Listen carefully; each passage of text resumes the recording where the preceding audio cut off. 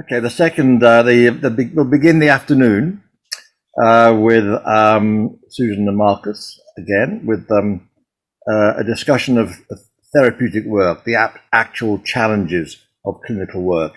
In particular, and it's an area very interesting to me, the understanding the effects of concrete thinking, which I think is enormously important, and how to work therapeutically with something that feels at times so concrete, a midday fix or whatever you want to call it. So, Susan and Marcus, over to you. Thanks, David.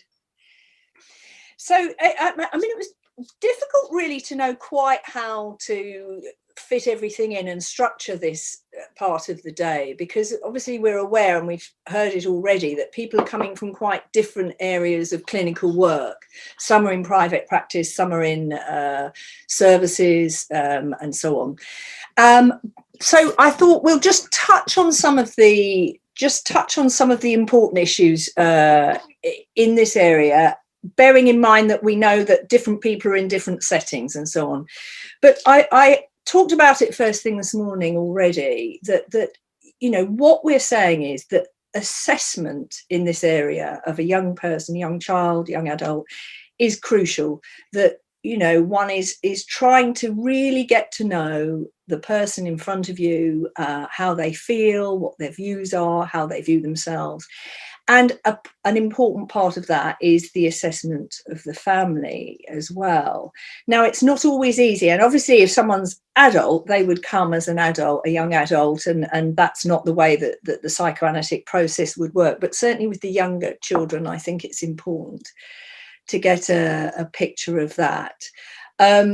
The other thing is, it's really important to gather a history of comorbid difficulties.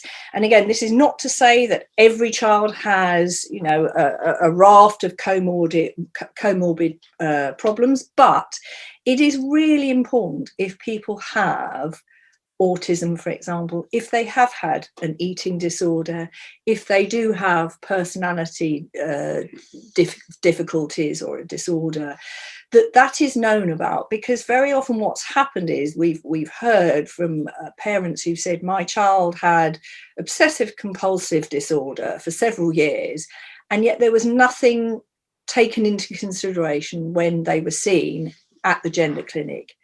And again, I think it's you know, this is not about having a war over this issue, but it is about how important it is to view the young person holistically, and that would include the family dynamics for an under 18-year-old or under 16. So the other thing is, obviously, if you are in a clinic like a CAMS or a gender clinic, there may well be a multidisciplinary approach to the work, which, you know, I think is helpful, and then someone can work with the family and someone can work with the young individual. Again, it's not always possible, but also the blend, because, you know, I think it shouldn't only be a psychiatrist, it shouldn't only be a psychologist or a psychotherapist. I think there's a really helpful way in which teams can come together over this and sort of lend to the picture that you're trying to put together. The other thing, I mean, we've touched on this earlier, but it's such an important part, and I still don't feel we've answered it, and we'll come back to it in the plenary. I think that you know, someone asked the question about how do we raise these issues? How can we work in another way if we're within a team that just feels very politically a one-way street? If you are in a service with using only the affirmative model, and there isn't this room for exploration, it is difficult. And obviously we believe that teams do need to be protected from political interference and influence. You know, this is a clinical area, and so therefore clinicians and professionals need to be free to think openly about the clinical issues they have in front of them. I was going to say, there was a documentary maker from Germany who contacted me, and he was asking about the sort of environment. I said, well, it's become highly politicised, and that sort of interfering with things. He described a situation in Germany in which there's a consultant who is known for giving puberty blockers, but he does so while worrying about the effects. And then there's another consultant who is critical of what he's doing, but the two of them are in discussion with one another. And what I was saying to him is that sounds like an ordinary medical situation in which two clinicians with sort of rival approaches are, having a clinical debate and discussion about the right approach.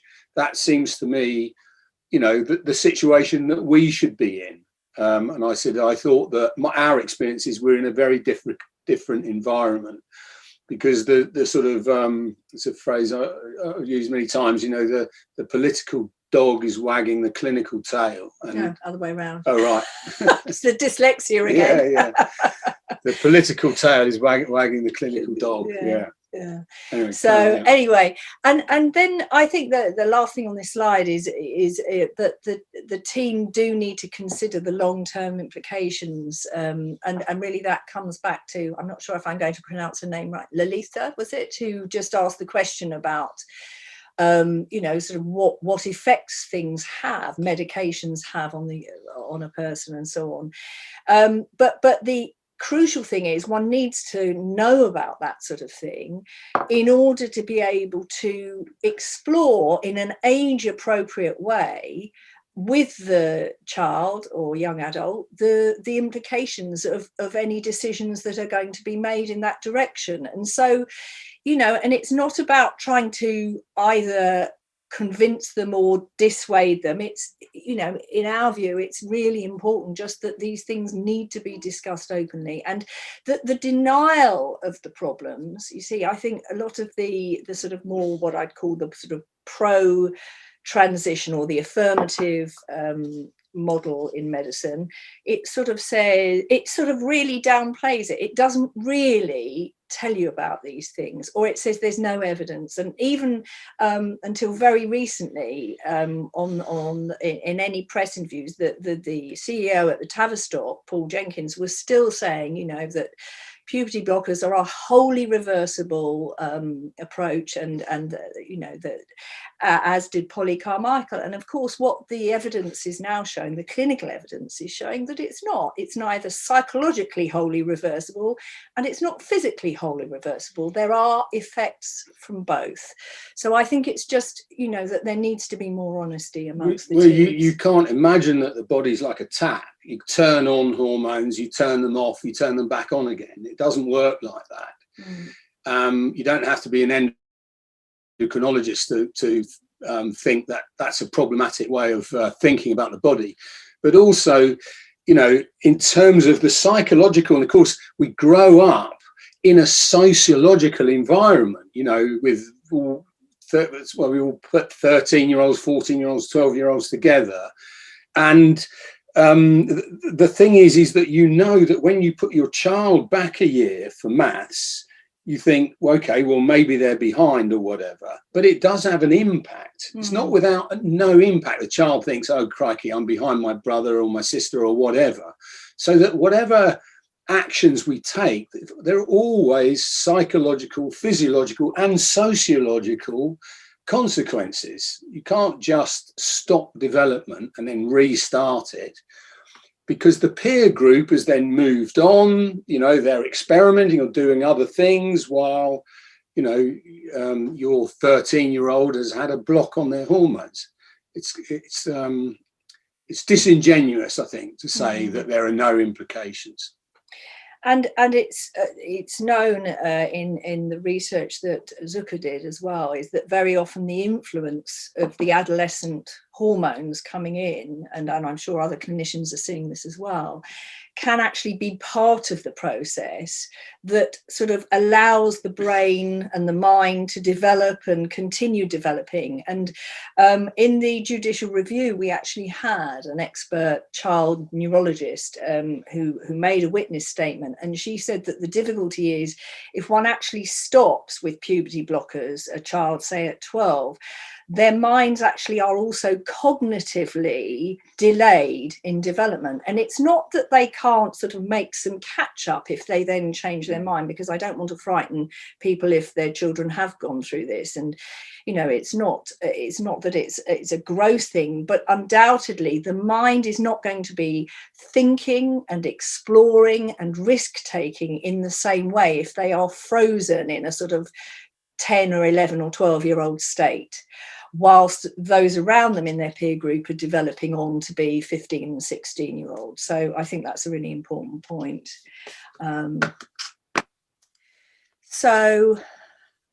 Okay, so the need to look at the underlying causes of the fixed solution, and what is the person defending against. The thing is, Marcus has already touched on that, but what we're saying, and again, it's not all children, but we're looking at the way in which one's trying to sort of unpack the idea, because they often come with this idea, you know, if I transition, I will be comfortable, I will feel better about myself, and you know, ultimately that may be the case, but it's trying to understand why their mind is so fixed and sort of narrowed down into this area, and are there ways in which one can understand what is sort of being defended against in that process. So one, and again, it's a bit repetition. I've noticed you've already said some of this, Marcus. So, but it's trying to understand about the way the child's mind works. So that the importance of when one's trying to explore this, for example, if a child says, I know that I will be more comfortable. Let's say a boy says, I know I will be more comfortable as a girl.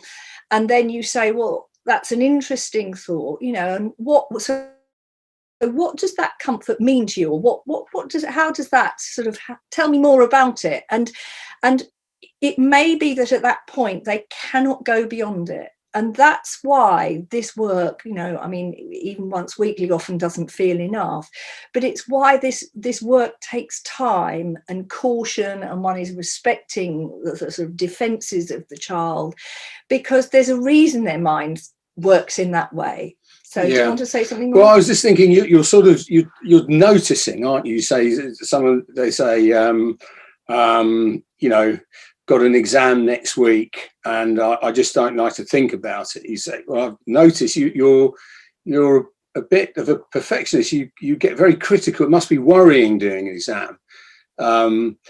Well, I just do something else to distract myself. And then you say, okay, so does that happen often? You find it really challenging to think about when you're up against a sort of measure and you fear you're going to fail.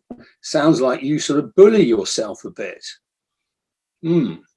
Yeah, interesting observation. So you're trying to just take note of what the child may not notice, to see if you can open up a sort of avenue of communication. And it sort of reminded me really of why partly we're encouraging services to believe that this work can go on locally. And I think it's better for children to be seen locally within their services rather than sort of sent off to some specialist area, is it tends to then bring that specialism into focus. And of course, what you've just said there is there's a child who's anxious and they deal with their anxiety about exams in a certain way. And I think that that's the really important part of, you know, one of the important parts of the assessment process is that, you know, one's looking at all of their life. One's not focusing in on their issues about gender. And I find it the easiest way to talk with young people is almost, and it's not ignoring it if they want to talk about it, but it's really trying to find out who they are, their friendships, how school is for them, how they feel when they go and order an ice cream at a van. You know, there's so much about their life that then you can think about the way their mind is thinking and what their sort of psychological defenses might be. And how they're trying to manage their difficulties or their anxieties. And really, going on to the next bit about sort of opening up a dialogue, really that's, I think, how we both approach it, and other colleagues who I think have worked in this area in this way, the more explorative way, is that they're sort of trying to help the person think about themselves more globally, you know, sort of opening up the areas of their life, because it's less threatening perhaps to think about the difficulty you have going along to the karate class and what you feel like there, than perhaps thinking about what it feels like to be a boy in a group of, you know, boys at school or whatever. I was going to say, see, I think that often sort of the individual can get stuck with a particular message, see, and then they produce a particular response from parents or teachers or whoever, therapists. And as I said before, I think you're often trying to tune into some of the quieter or more absent voices. You might say, God, if I was this type, I'd be worried about X, but they don't say anything about X. Now, you're not trying to put words in their mouth, but you're just curious about what's missing from the dialogue. The thing that the therapist is living with is you can't avoid the elephant in the room. No. You know, that I've decided I'm going for testosterone. I don't know what my therapist is going to feel about that. Is he working really for my mum, who says, actually, I really don't want my daughter to transition, you know? So you can't avoid that conflict. It's got to come into the room at some point, and you've got to face up to the child. They all Googled us on the internet and they said, well, you're really against transition, so I think you're against me and my plans for what I want to do. Got to bring that conflict in. But on the other hand, as Sue's saying, you're also trying to work around it, because you feel there's a lot missing in the psychological dialogue with the child. There's more to life, as someone said earlier, than just gender. You know, that's just one aspect of their lives and the way they see themselves, and a very important one. But you're trying to see what's sort of missing from the picture. So that's where I think is you're emphasizing, you know, a very thorough history, not just of the child, but also of the family, and where they fit in within the family is important, because it gives you some indication of sort of what might be missing from the picture that you're being presented with. So then this issue about understand that many of these children think in concrete terms. I think, again, Marcus sort of explained that in the previous session, but just to go back to the importance of symbolic thinking, and it links with what we were talking about Klein's ideas, but there are many other sort of psychoanalytic ideas that sort of acknowledge this, like Winnicott and Jung and Freud and so on, that there's a way in which one has to learn to sort of hold on to things in your mind symbolically. You know, that at some stage you're going to have to leave your mother's lap or your father's lap, and you're going to have to go to nursery or to school, and it's frightening and it's not something you maybe want to do just yet. But in order to survive it, in a sense, you've got to symbolize your mother or your father's presence in your mind. You know, your important objects need to be sort of symbolized in a different way. Psychologically, the teacher can become a sort of replacement mother, the person who, not necessarily mother, the person who makes you feel secure. So you then invest in them. They're not actually your mother, but they represent what your mother makes you feel. And this is an important, you know, psychological lesson that we all learn, and it helps us look at things from different points of view. And so it's something that we've noticed again and again with children, is that I think, and I do think that that's where much of the anxiety that you begin to get at once you sort of have been working a while, that the way in which they manage things is to be much more concrete, much more black and white. They need certainty, so they need a physical it or thing or body, and I think, you know, without wanting to repeat what you've said, I think it's so important that we acknowledge that, and it's not in order to pathologize all children who have gender dysphoria. But if you begin to understand how perhaps there is a way in which their minds do think in a certain way, it also, I think, helps to explain why certain types of personality are drawn to this particular presentation and are susceptible, you know, to the influences that we were talking about before lunch on the internet and within these peer groups online. So did you, sorry, I didn't know if you were breathing in there. So, and because of that sort of concrete nature of their minds, then very often what they can't do is consider the more symbolic things or the more abstract things, looking ahead in their lives or internally in themselves.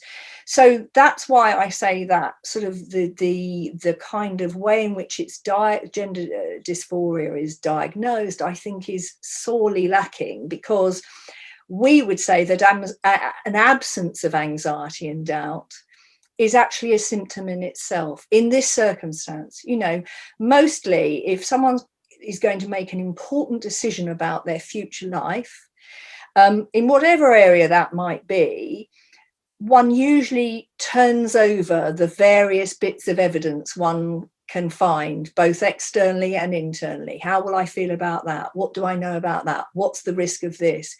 And I think that again and again, that many of the young people seem to have an absence of this questioning aspect of themselves. And so it's not an evidence of clarity of thought, or what's often described as, you know, their true gender identities. I've forgotten the expression now, it's gone from my mind. But they're sort of their authentic selves, you know, that in a sense it's a way in which they're trying to secure themselves, understandably, if they feel that if they don't, they could be sort of completely and utterly lost. One has sympathy with that, but it's important that it's seen as part of the presentation and not a measure of the diagnosis, in our view. Yeah, I was again coming back to the concrete, which is really a technical problem of how to work with kids in a concrete state of mind when you're thinking on this symbolic register, and how to bridge that sort of. So with body dysmorphia, isn't it, people who present, they say my nose is too big, if only I had an operation, and then they go for the sort of, you know, the 10th operation on their nose. The idea, going back to Sue's point about the paranoid schizoid position, if only I had the perfect face, if only I had the perfect nose, everything would be all right. Now the thing is, you're sympathetic to their conviction, but as Stella was saying, that we know these idealized states are also highly problematic. So in some ways you're saying, crikey, what does the perfect nose represent? You know, why is it that this is looked upon as such a, now usually it's got a sort of the symbolic equivalent is I hate myself, and my hatred is located in my hatred of my nose, which reminds me, I was talking about my youngest son who blames me for my squidgy nose. It reminds me that I'm like my dad, see? And now, so then in some senses you say, if only I could have my nose changed, I would no longer be reminded I'm like my dad, and I could be my own person. Now, our youngest son, as far as we know, is not going for sort of nose surgery. He says he likes his nose. But the thing is, you got to find, it's finding this voice. You say, well, my dad's like this, and I don't want to completely fit in with him. I admire him for certain things, but I think he's a bit of an idiot in other ways, you know, and I'm going to be my own person. And it's trying to open up that sort of dialogue rather than the fixation on, if only I got my nose changed, that would cure all my sort of internal conflicts. Now, what you're trying to do is understand that's how the child, that's how they work. And when you talk to them about certain things, they take it very concretely. Oh, you think I hate my dad? You know, well, no, more like you find it difficult to find a place in which you've got your personality in mind, and you've got to relate to your dad who's got his personality in mind. And you're trying to find a bridge between the way they think and your exploration of the way they think. There's no point in saying, you know, don't be ridiculous. You can't change your life by changing your nose. You know, they'll just switch off. You're trying to find some sort of link between the way they think and how you're trying to get them interested in the way their mind works. Now,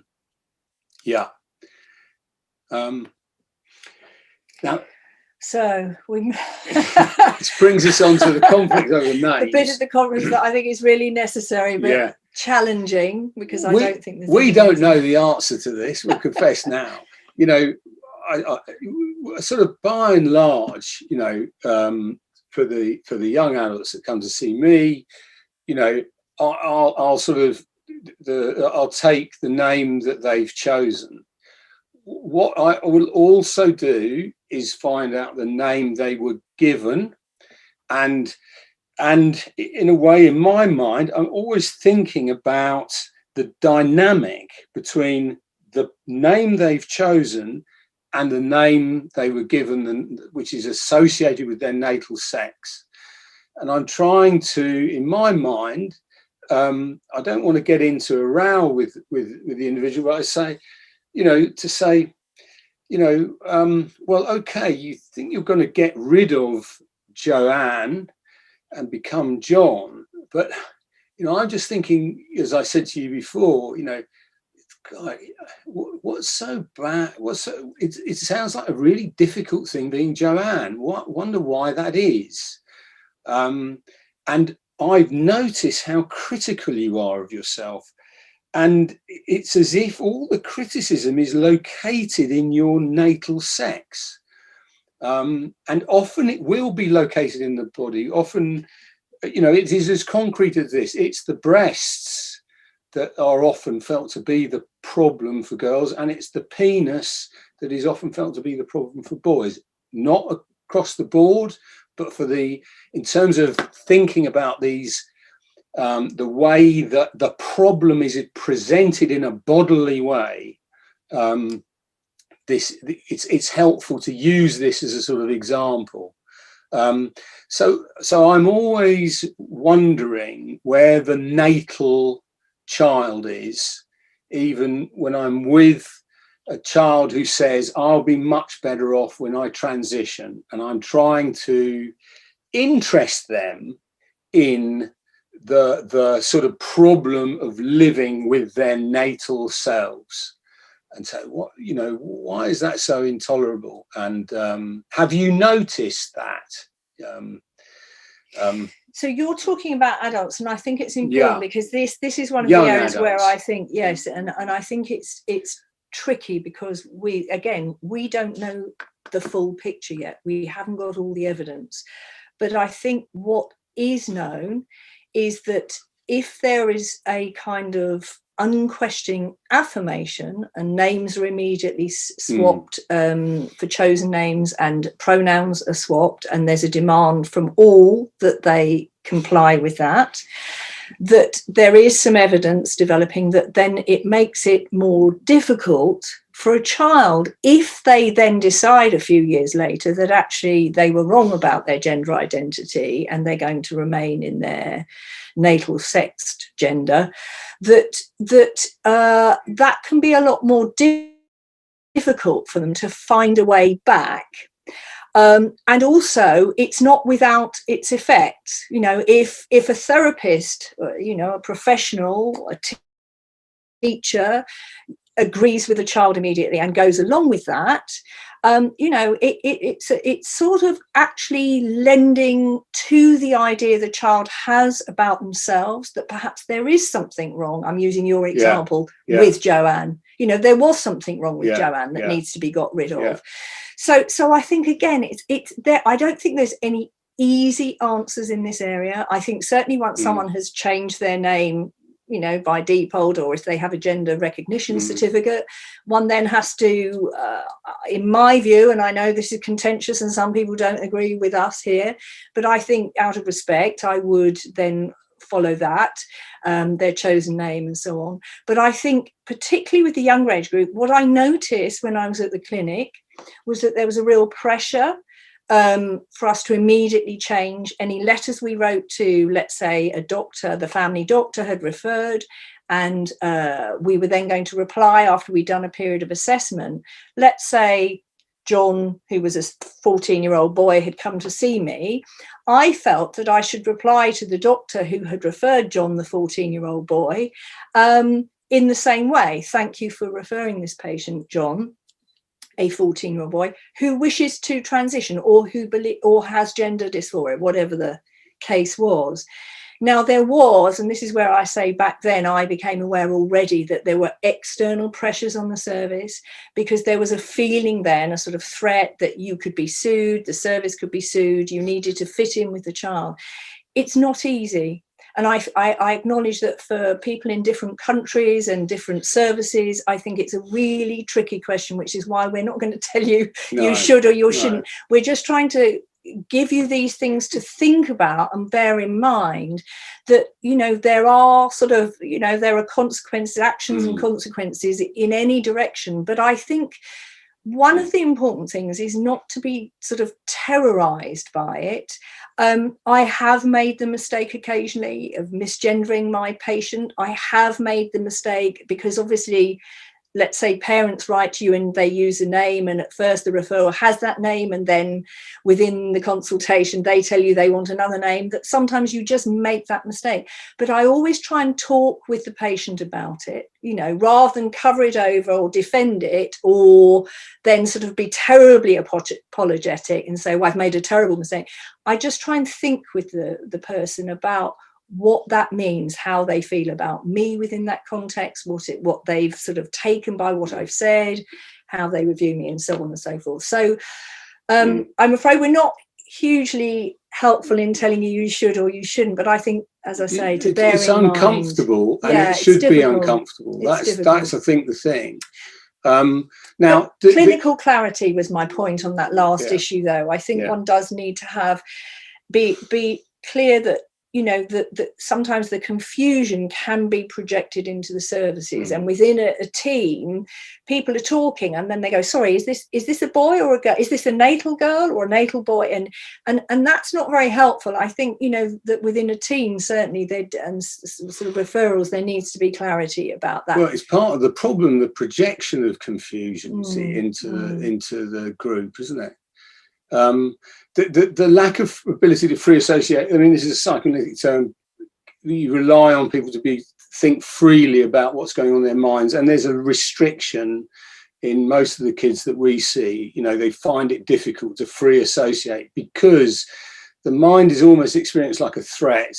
They can think about certain things down the track, but things off piste are more difficult. So one's having to use your imagination. That doesn't mean you're projecting into the child what you imagine, but you're sort of thinking, just musing what happens to be missing from the conversation, as I said before, and I wonder what they'd be saying if they could articulate. Now one of the things is that often that although often quite intelligent, the kids that we see, and we agree sort of Kirsty, it's a sort of particular demographic who comes into private practice, and maybe very different from what goes on in CAM services. But the thing is that we're sort of we're using our so some kids are not very articulate when it comes to talking about themselves. And in a way, I say to this kid, right, how do you usually communicate? And if you were going to put into words, if you were a painter or if you make music, what would maybe that's a way that you're more comfortable communicating how you feel. What would that look like? So I still go back to the verbal, but I asked them to imagine they were painting me a picture or playing me a song or whatever, and it's the communication of their emotional state goes on via that medium. Now, detachment and disinterest, as we've said, often there's a split between the body, which they say is sort of not really theirs, and the mind. And there's a sort of like a sort of belle indifference, it's called in psychiatry, as if it's a sort of disinterest. And again, one's trying to pay attention. You think that people would be concerned about their bodies and what the mind does to the body in the name of the mind. You know, you're puzzling. You say, it's interesting. You don't seem very worried about what you're intending to do to your body. You seem rather detached from it. That can turn into a sadomasochistic situation where they say, well, it's my body and I'll do what I want. You're just trying to control me. You say, well, I'm more curious about the sort of lack of concern, you know, about your body. It's as if it's a bit that you really don't want to be associated with. Now, then we come on to another contentious issue. That is, you know, that the fact is you're seeing a kid and they've told you they've contacted Gender GP, as one did the other day, and they were seen once, and Gender GP said, yes, you're definitely gender dysphoric and we'll organise for a mastectomy. Now then, you know, as a therapist, if I had any hair, it would fall out.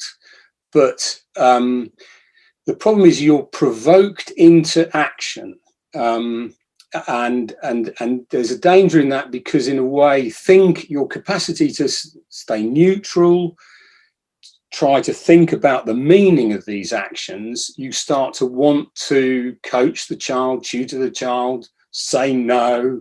Sometimes the parents might feel like you're supposed to be persuading the child that this is a bad idea. And again, you're having to do a lot of work in trying to think, well, what is this action trying to provoke a reaction in me, whereby I would be like a policeman who'd say, no, you can't do that, or I become this collusive figure who says, that's fine, absolutely fine. If you want to, you know, have a mastectomy, no problem at all. Our job is to, again, have this uncomfortable position of taking neither position, but trying to say, what on earth is being communicated? You know, perhaps we're getting somewhere in the therapy and they're beginning to challenge some of their existing beliefs. You get a negative therapeutic reaction when they go back to going, no, I feel like you're undermining my determination to transition, and I feel like you are sort of, you know, disturbing me, and I've decided, I brought the whole program forward. So then you've got to understand that the defenses have been sort of rattled, and the person's gone back into their sort of fixed state of mind, and they want to sort of stop your influence, and you having to say, okay, look, this is troubling, you know, and I feel like you've pushed the button in order to sort of stop the, because you feel uncomfortable with our sort of discussions. You know, last week you talked about how much you hated your dad, you know, and I think that was letting the cat out of the bag, and how difficult, how crushing you think your dad is, you know, and or you're feeling you're not the favourite, and how angry you are with your sister, or whatever it is, see, and they want to sort of clamp it down and go, actually, I want to stop all this, and I'm going forward for action. Okay. And this is where we come on to the counter-transference. Again, sorry for those who are not psychoanalytic or wary that we're like a sort of cult or something, but it's a sort of just a helpful term for thinking about the feelings that are stirred up in you and how much that needs to be managed. I mean, maybe if I just was to explain, one of the first things I noticed when I went to work with the young people in the gender clinic was that I very often ended up the day with an absolutely crunching headache, more so than I'd noticed in any other area. I mean, that can happen in any kind of therapeutic mental health work, I think, but it struck me that I thought there was something about, and this is what we would call a counter-transference, that something in a sense is projected into you, and that then you're kind of asked to feel things, or that your mind is sort of made to experience something in a certain way. And I think that it was connected with this sort of idea of the concrete nature of their minds, is that because sometimes you also feel paralyzed. Like, you know, if you, sort of a young person sits down and you say, so how's your week been, or whatever, and if there's nothing, you know, it can be a really overwhelming experience to be with someone who has nothing. And then there may be a silence, and then you might sort of try and gently give them a prompt. No, I'm not thinking anything. You know, that your mind can feel really attacked as well. And I think that's my way of understanding actually why sometimes the affirmative model does feel almost like the right thing to do, because it's a bit of a relief. If you think, oh yes, there's an action we can take, and there's a referral we can make, and it's sort of, yes, but so I just wanted to say that, because that's what we would call a countertransference. It's a psychoanalytic term, anyway. That's good. Yeah. I mean, because often that is what the lack of free association means. You know, you think the kid is planning this, and that's one of the things you want to explore, though you're also trying to explore who they are, and that you're not getting a lot to work with. And then your mind starts to feel the same, because you get sort of porridge brain. But I was thinking as well about the fact that that often all the doubts are sort of put into you, and then they say, right, I'm going to do such and such, and then they supervise you, they watch to see, well, what's your reaction? As I say, looking for two things. I think collusive agreement on the one hand, or that you really want to control them. You know, you're a controlling figure, really, and what you're trying to do is maintain this sort of concerned observer who's thinking about the meaning of what you're witnessing, as it were. Now, as I said, I think I've covered that already, that sometimes there's an up, you know, all of a sudden you feel you're getting somewhere. We're familiar with it in psychotherapy. You get a negative therapeutic reaction. You sort of feel the person opens up. They go, yeah, you know, I just sort of feel I don't fit in the family. And I feel, you know, that my eldest sister's loved and my younger brother's loved, but I feel like I don't know where I fit, and I think my dad will hate me if I transition. He's really against it, but I can't stand staying in the family as I am. So, you know, and that you sort of. So I've decided I'm pushing on the agenda. I'm starting taking the puberty blockers, and in a way that can be a way of sort of shutting down this awkward observation of where they are in their life and where they are in relation to their family or socially or whatever. We do think, and it's sort of no real. Only a few bits of evidence for this, but you listen to the detransitioners, and what you hear is that they hoped that someone could have found a way of talking to them. I presume not in a sort of authoritarian way, but they're certainly angry with the collusion. That they hope that someone could say, it's as if you say, it's like you were captured by an idea, and you felt you couldn't push the ejector seat, but you hoped that other people would be able to notice, and that often there's a fantasy that somebody could see the underlying conflicts. Now, I think Kira, said that she was really headstrong. She would have been difficult to talk to. So it's not that for the clinicians involved in the front line of this is easy work. It is not easy work at all.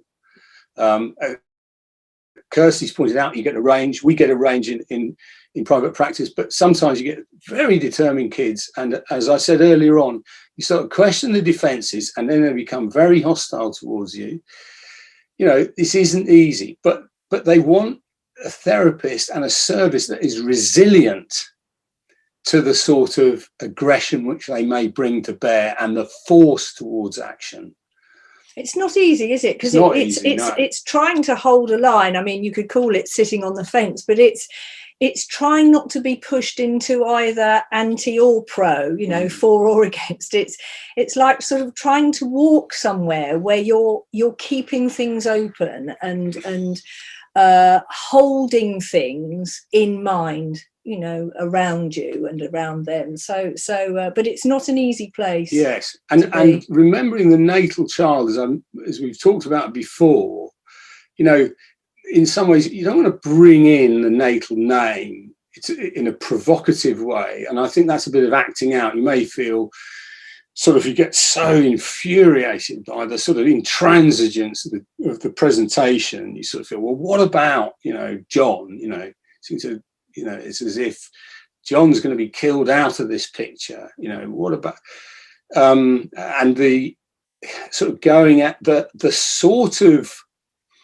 cruelty that's involved in getting rid of John. You know, sometimes the parents will say, you know, we gave you that name because that we love you, and we love the name John, you know. And the child goes, no, I hate John, and if you get provoked into going, well, what about John? You got caught up in a bit of a sadomasochistic situation. But I try to keep John in mind, you know, and think, I wonder what John thinks about what's going on here, and why isn't there any room for John? And why is the conviction that only Joanne can be loved by the child? You know, what's going on in relation to the parents about this? You know, because sometimes the kid can't think about the parents in this sort of. There's a problem in being mindful, not just about themselves, but in terms of the impact on others. But it's quite interesting as well that just thinking about that I mean, we're going to talk a bit. Are we going to talk a bit about suicidality? I can't remember, but I think that there is a link there between the way in which there is undoubtedly suicidal ideation in the minds of some of these children. Now, it's been slightly misused, because I think there has been this sort of message that I've heard a lot of therapists who've come back to me, or parents who've said, well, we were told better a dead transition child, you know, boy, let's say, than better a live boy than a dead girl, or whatever. And I think it's unfairly used. Having said that, I think the suicidal ideation that's around, and we've written about this in the book in a bit more detail, is definitely part of, in a sense, trying to kill off John, young John. You know, that there's a way in which something is being murdered. And of course, suicide is self-murder, isn't it? And so I think that the suicidality, it has to be taken seriously, in the sense that one needs to address it and what the fantasies around it are, and what it represents. But it's to also bear in mind and not be used as a threat that you then have to act like A, B, and C and do what the child says, because. But more to understand it, that as in many young adolescents who have some disturbance and psychological difficulties will be suicidal, so too will this cohort. But I think it's quite helpful to also think about that connection, about, you know, because they call it dead naming. And it's quite an interesting name, you know, that if you use the old name for someone who's chosen and been named with a new name, that's called dead naming, and they often accuse their parents of dead naming. But it is like as if in fantasy they have killed off that person. Well, it's almost as if they say, I will come alive as Joanne when John is no longer. So, and again, you get this sort of concrete idea you could get rid of a part of the personality, which of course we can't. We've got to live with ourselves psychically. You know, we can, you know, surgically removed various different parts of our body, we can't actually surgically remove parts of our personality. It doesn't function in the same way. And clinically you see it, because I think, you know, in a child who's maybe been coming for several months or possibly years, that sometimes a child will present, and at the beginning you ask them to tell them about their childhood and they'll say, no, it's fine, nothing, you know, they've got nothing to report, nothing's gone on and it was okay. And you might ask them about dreams and they go, no, I don't dream, no, I never have a dream. It's interesting that the more, in a sense, alive their lives become, if you're trying to sort of think with them about their feelings and who they are and their experiences when they were younger, it's interesting how bits of their childhood start to appear. And then it may be a different picture that you're hearing about and that they're allowing themselves to know about, and the feelings that they had. You know, something that they might have dismissed as, it's fine when that happened. They then, you know, can really think about the way they felt disappointed or hurt or scared about something in their childhood. So again, it's about sort of making sure that the symbolic way in which a name gets axed, you know, and killed off, it is brought into the therapeutic work. I mean, so I think we've talked enough about the concrete. The problem is with concrete communication, they tend to produce a sort of concrete response, by which I mean you become a tutor or tell them what to do or whatever. And the symbolic range then gets sort of pushed out of the picture. Supervision, obviously, in working with these sorts of psychological states is crucial. Often you get into a sort of situation where you're pulled into either being the tutor or the lecturer or whatever, and supervision helps point that out and go, I think you're just being pulled into some sort of enactment, and that some of the psychological meaning is going missing. Now, in the transference, you've got to take up the fact we get Googled, and you know, bring in the fact that the young adult, in my case, you know, may think that really, you know, I'm trying to dissuade them from their goal, and I like them as long as we're not talking about transition, but once they bring in their plans for transition, I will hate them. And they often have fancies that would be the same for the parents, you know, as long as I'm, you know, mum's good little boy, she's happy. The moment she hears about my plans to transition, she hates me. I become unlovable. And, you know, you, in a way, you're taking the point of view as to say, well, sometimes that's, you know, with your kids, you know, and with ourselves, you know, you're not always perfect. You don't always do things that your parents want you to do, and your kids don't grow up the way you might ideally want or whatever. But the fact is, you know, you hope you're lovable, warts and all, and your attitude towards your children is lovable. And sometimes, even if they might do something that you would find is destructive to themselves or hurtful to you, you know, kids do things which are hurtful to their parents. And you sort of, now you don't go, oh, well, anything goes, that's fine, darling. But you don't dismiss them either. You take an attitude going, well, okay, we'll have to think about this, you know, but basically, do you love me? Yeah, the answer is yes. But, you know, sometimes you know, like all of us, we can be a bit hard to love, but that's all right. So for some, I think the kids feel that the families, and this again will vary with the families will reject them. You know, the only way they can live their life, they may have been, as Stella was saying, extremely attached to one of the parents, insecurely attached, and then they develop an idea. There's some grievance, they feel, you know, the parent let them down. There's a sort of niggling grievance. They go, right, that's it, I'm going to become someone completely different. And in their fantasy, the parents will reject them because of the unconscious attack on the parents, in way of saying, I've transitioned because you didn't give me the perfect body and mind, and you're to blame.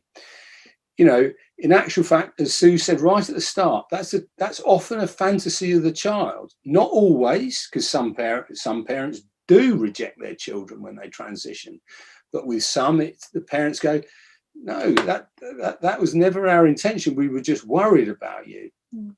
But what it is, they then move right out of the family into a sort of into an other place, as if we think that, you know, there's you know, you're born, you develop, not everybody goes on to have families, nor everybody should go on to have families, but there's a sort of developmental process. And again, it's like this psychic retreat that John Steiner described, as if you sort of move sideways out of the family structure, out of this developmental structure, into some other place. I won't be having children. I don't like sexuality. And again, that's one of the things one's trying to sympathetically explore with them, you know. So you've got to explore the assumptions that the child has about you and what your intention is. Yeah. Mm. Yeah. Well, I suppose that, yes, and just to say, sorry, I don't know, how are we doing for time? We got to move on. No, maybe we'll come back to in the plenary. Yeah. So you're going to do that detransition? Well, I think we've already addressed this a bit earlier, so we'll sort of, but I think that, you know, as I said, that detransitioners and desisters often experience more obviously what you know, that they would describe as a sort of breakdown of their trans identity, or a kind of a sudden realization that they've made a mistake or that they've done the wrong thing. And I think that there's a way in which the interventions which have failed them, which in a sense the professionals have sort of gone along with and administered and carried out, have left them in various situations. And we've put these words here, but, you know, as I say, that each person's experience is very individual, but commonly they can feel real shame at the damage they've done to their body, and what they've persisted with.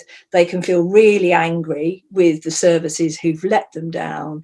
And I mean, we've used the word disappointment. I think it's worse than that, really. Sometimes there's utter despair and disillusionment about, you know, what they thought was going to help them feel better. Now, again, it's important to say that for some people they transition, and actually that is something that helps them feel a bit more comfortable in life, and they can go on and live like that. It's not that they maybe wouldn't have other issues, but that they don't have this experience. But we're talking about people who decide that they have to detransition. And I suppose, as with anything, they've got to come to terms with the sadness and regret about the damage they've done to themselves and their own bodies. Yeah.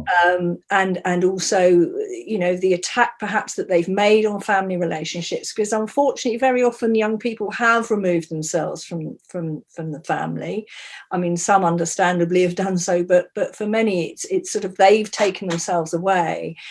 And I think that, you know, again, even though their parents may have consciously not wanted them to transition, you know, there is also this sort of underlying grievance against the sort of the adults in their life who've let them down. And that always something that often needs to be taken up in therapeutic work. It's one of the key things, isn't it, about guilt, you know, that often it's not that one person was responsible for damage done. It's, you know, the parents may be at fault in some ways, the child may be at fault in some ways, the clinicians may be at fault in some ways. It isn't either saying I'm just the victim of all this and everyone else did it to me, nor is it about saying I'm a terrible person, I've ruined everybody's life.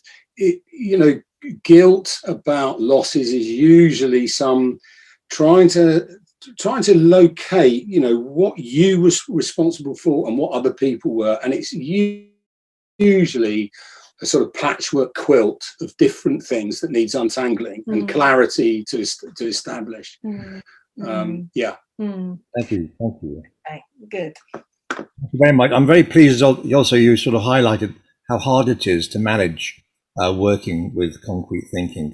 Those of us who are interested in this area of work with psychotic patients or violent patients, etc., And the move, I think, from concrete thinking to symbolic thinking is a very difficult one. Yeah. And I think puts the clinician, we're interested in it, and one develops a capacity to do that over the years. But it's also very difficult. The countertransference is very difficult. And the wish to collude, I think, with the patient's thinking is almost a relief at times. Yeah.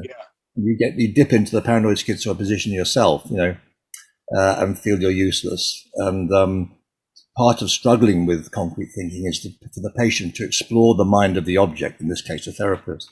Yeah. And find out whether you have the equipment to bear being bombarded by concrete thinking, which they may have been themselves. Yeah. And it's very difficult. So, okay. Questions. We have quite a few people on here. If anyone wants to wave their hand and come and join us, that's quite nice. Stella, Susan, Kirsty might want to say something. Stella? Yeah, I thought what Marcus was saying there about the suicidal ideation and trying to kill off a part of yourself.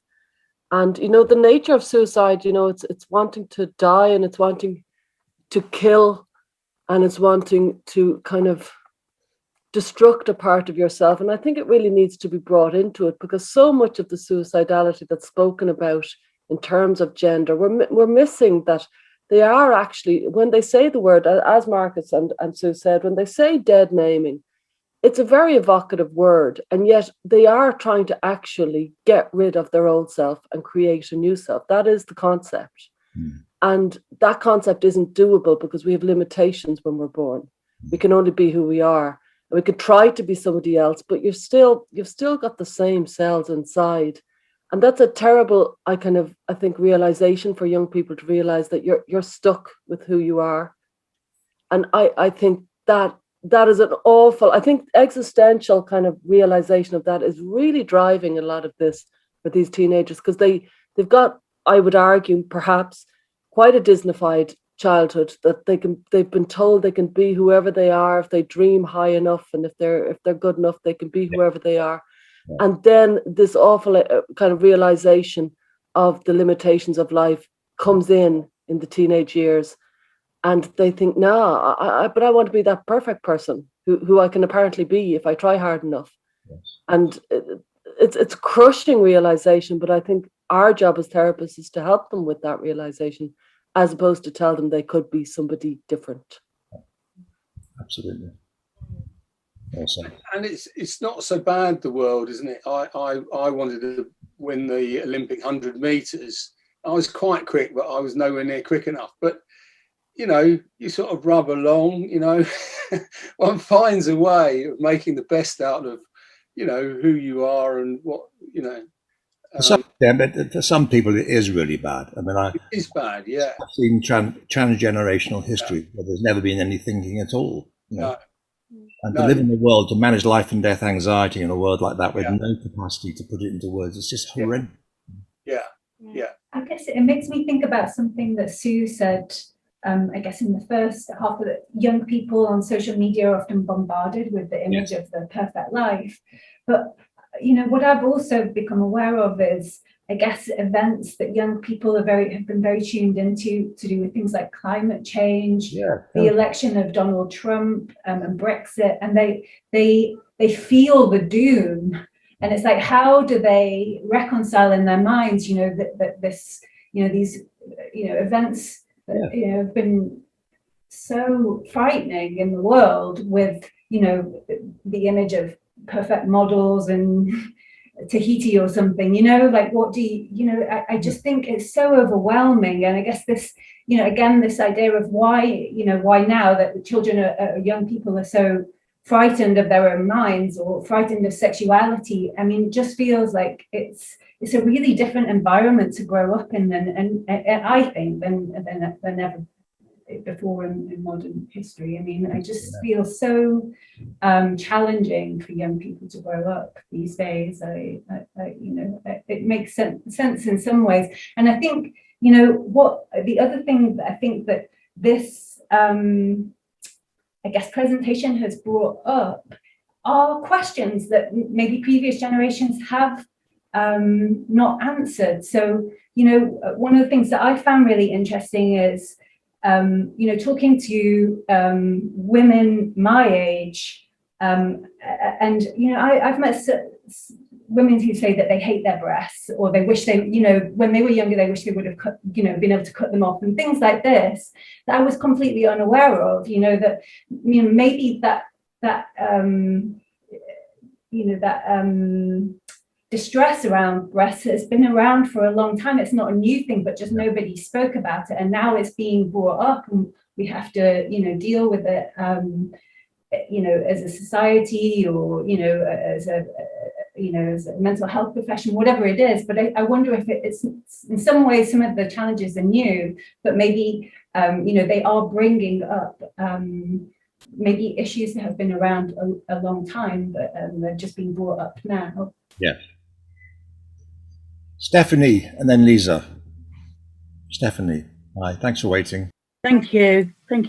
I'd just like to say, first of all, thank you, Marcus and Susan, for a great conference and for writing the book. I'm halfway through it. It's brilliant. And I'm a big fan of alternative messages and putting objects into the world rather than just writing blogs. I think it's so important to have the physical object in the world, which is an alternative to other physical objects in the world. And I do have other books that I'm comparing yours with. But what I wanted to bring up was the issue of concrete thinking versus symbolic thinking, that all of the messages from the trans lobby are based on concrete thinking.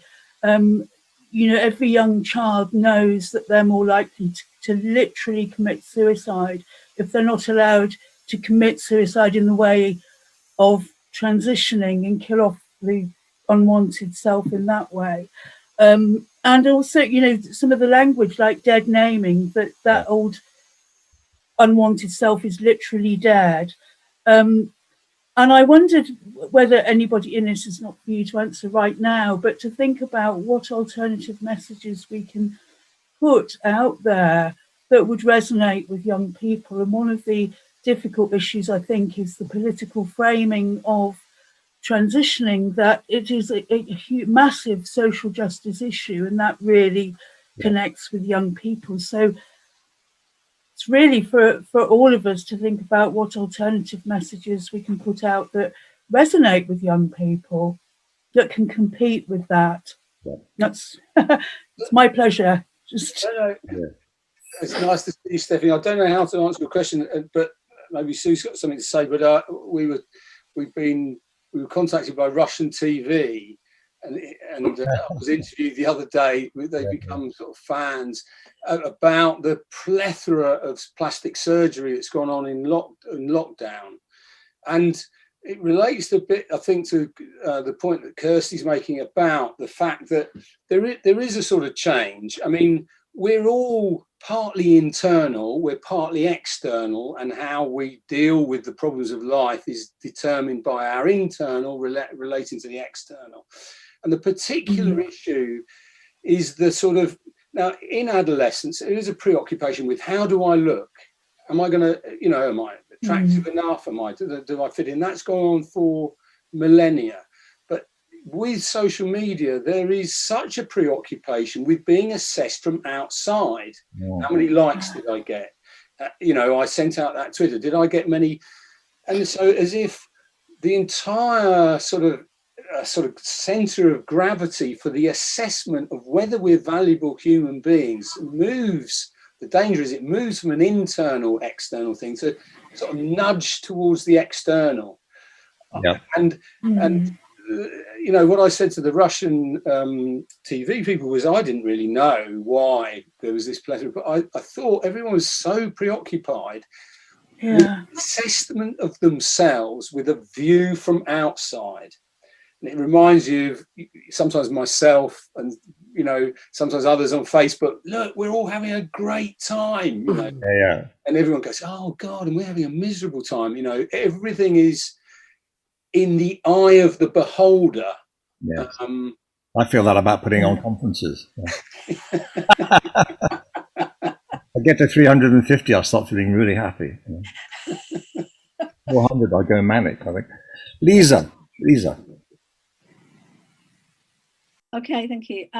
Yeah, so I mean, it's just been such a fascinating day. So much to say, really, but I just sort of on the back of what you've actually just said, Marcus, is and what others have said about suggestibility. I think it was Michael. We're in a very different world. You know, we're speaking about this new demographic that's appearing. You know, more girls, largely autistic, sort of concrete thinking. Very much a part of what autism is about, as you refer to Gilbert. You've got this behavioural inflexibility. It's absolutely rigid. So you've actually got this sort of group of people, but they're living in a world which is very different to the same sort of group who would have come in maybe male, say 20 years ago. So whatever you do in your, or I do in our particular practice, they have to go back into that. And what we know is that the influencers, and I'm going to say Stonewall as an example, Mermaids is another. Many of these influencers are now, the kind of bricks are falling, I think. But what you've had is extraordinary infiltration, logical fallacies spread, woven their way through the entire system that these children live in, even from 4. Which makes me very upset because I've got a 4-year-old granddaughter who just started school. And when I've seen some of the materials that, you know, that we've been put out, now they read those, they do think in concrete, they believe in fairies and Father Christmas. That's where they are. So they're going to believe, now so let's say they may have had 4 years or more of that kind of influence within school. By the time they say get to nearing puberty, especially if they're autistic and they can't make friends, you know, they're rigid, they need camaraderie, they need a group. There's one there already made. Yeah. You know, the rainbows, the unicorns, this, it looks great. They know nothing about sex, they haven't got a clue. But that looks marvelous. And other people, and you can show who you are. I had it said to me by a young person that, yeah, if I wear those boots, they'll know I'm bi. You know, if I take that rainbow bag out, they can see I'm bi. They buy things that they say, if I wear this, that's who I am. Suddenly they have that social group. They've got it, which they found so difficult. It's very typical autistic, especially autistic, very, very difficult to understand the world. They're always very confused about boys and girls. So if you have all that swirling influence and the Stonewall rhetoric and the logical fallacies that are right through, like a cancer really, through all of our institutions, it's no wonder, is it? I mean, especially if they do go to places like Gender GP, and in one session, they can get what everybody's saying you should get. And once you get, you know, you cut all your hair off and you get your big boots, so you rainbow this and that. Oh, the next thing is get your testosterone, get you this. When they come to you, they don't expect to be having a discussion. They want the key to the medicine cupboard. They want the top surgery. I put something earlier actually to David, that it's extraordinary that we say that these children can understand what's happening and understand their future sexuality and their future fertility. And yet we have to talk to them in simple terms, because we don't want to frighten them, because really they can't understand it. So we don't say mastectomy and whatever else that, you know, we call the other stuff. We call it top surgery, bottom surgery. It just sounds so simple. So I think that's the world they're in. They'll go back to the social media. There are other friends they've made. The people who are telling them they can go for one session and get that key. Stonewall was saying we do self-ID and you can change whatever gender you want to be in any day. You know, that's the kind of world. So we can try our very best to understand these children when they come in, but they're going back into that. They come from that and they're going back into that. So, yeah, I just wonder how what you think about that. Yeah. Well, I mean, the thing is, isn't it, is we're often describing, I mean, to me, this is like my adolescence. You're sort of not feeling like you fit in, worried, blah, blah, blah. But often the kids who come to us, they're really socially anxious. They're highly self-critical, and a group that says that we're the out group, we don't fit in this sort of, you know, this sort of developmental structure that Marcus has outlined, or the family or whatever. We're the out-group, and they can belong. And belonging is such an important, we all like to belong. We all like to feel we're loved by someone. And as you say, it's a real pull that addresses these anxieties and difficulties being themselves in a way. Yeah. Don't know what the answer is. We don't know how it would develop. I mean, it is interesting, just you know, sort of with the advent of Twitter and social media. I mean, I don't do very much of it, but I sort of follow a few things, and I think that even just in the past, since we started the case, when we first became aware of the Tavistock's current practices and the concerns that the parents and the clinicians had raised, even in that time, there's been a huge shift, a change. And whilst I absolutely hear what you're saying, Lisa, and I'm sure other people are aware of it, there's a sort of been a flooding of the market. Because we're quite old, what we also know is that things come around, you know. So as I said earlier, lobotomy might have been the flavour of the month or year for a while. With psychiatrists not knowing what to do with psychiatric schizophrenics or whatever, you know, that ship turned round. And I do think you mentioned that there have been a few things gone on, even just in this past week. You know, the EHRC in this country and a few other, like Ofsted, which is a sort of, they oversee education, they've pulled out of Stonewall.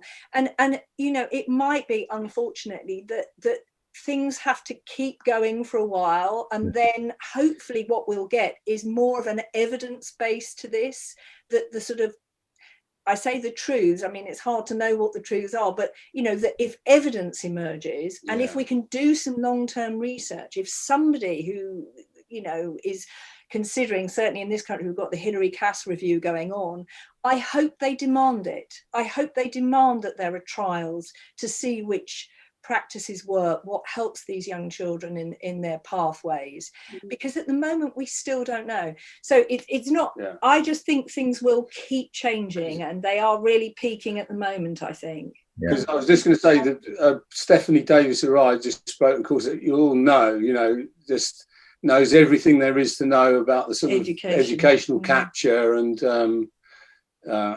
most people know that.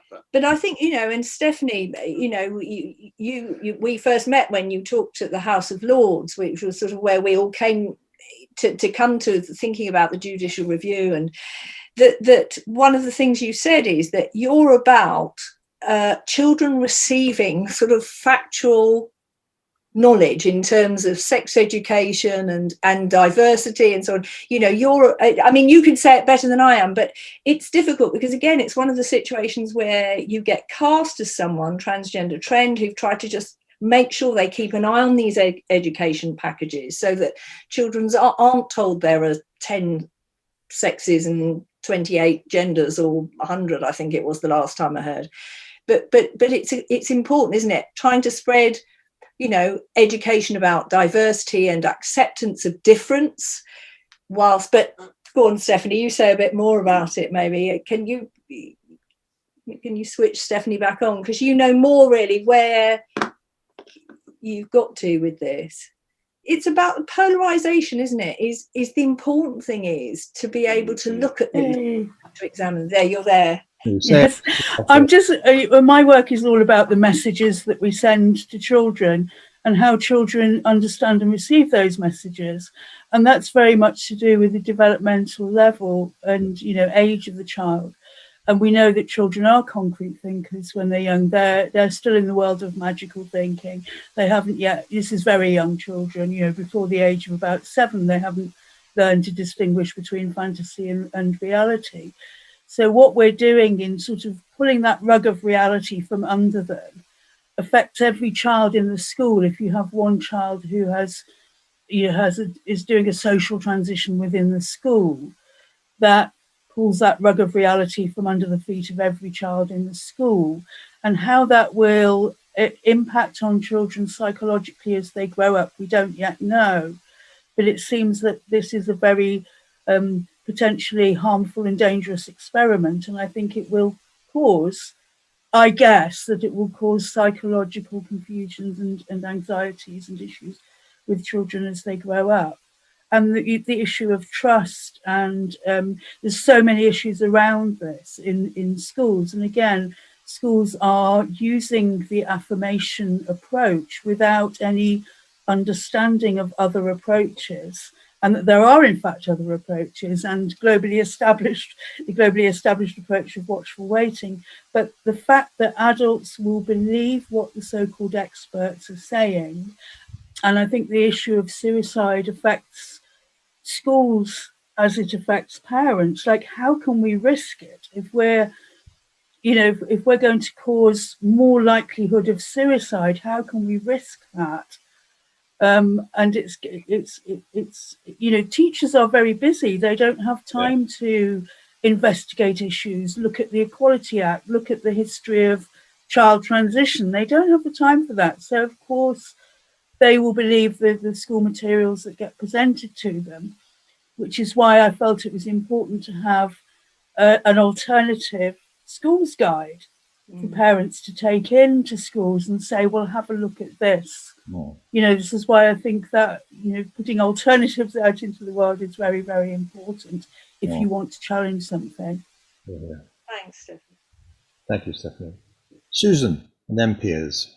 Oh no, Janie. Susan, Janie, Piers. Yes, just two thoughts that came up to me sort of in relation to that session. And one was really to say how helpful it was when you were speaking about the strong reactions that therapists have in countertransference when patients start talking about medical intervention. Because obviously from a parent, that's a moment when you see medical intervention coming down the line, when parents sort of, I think, go into a state of kind of panic and find it very, very hard to maintain relationships and to sort of retain any kind of cool.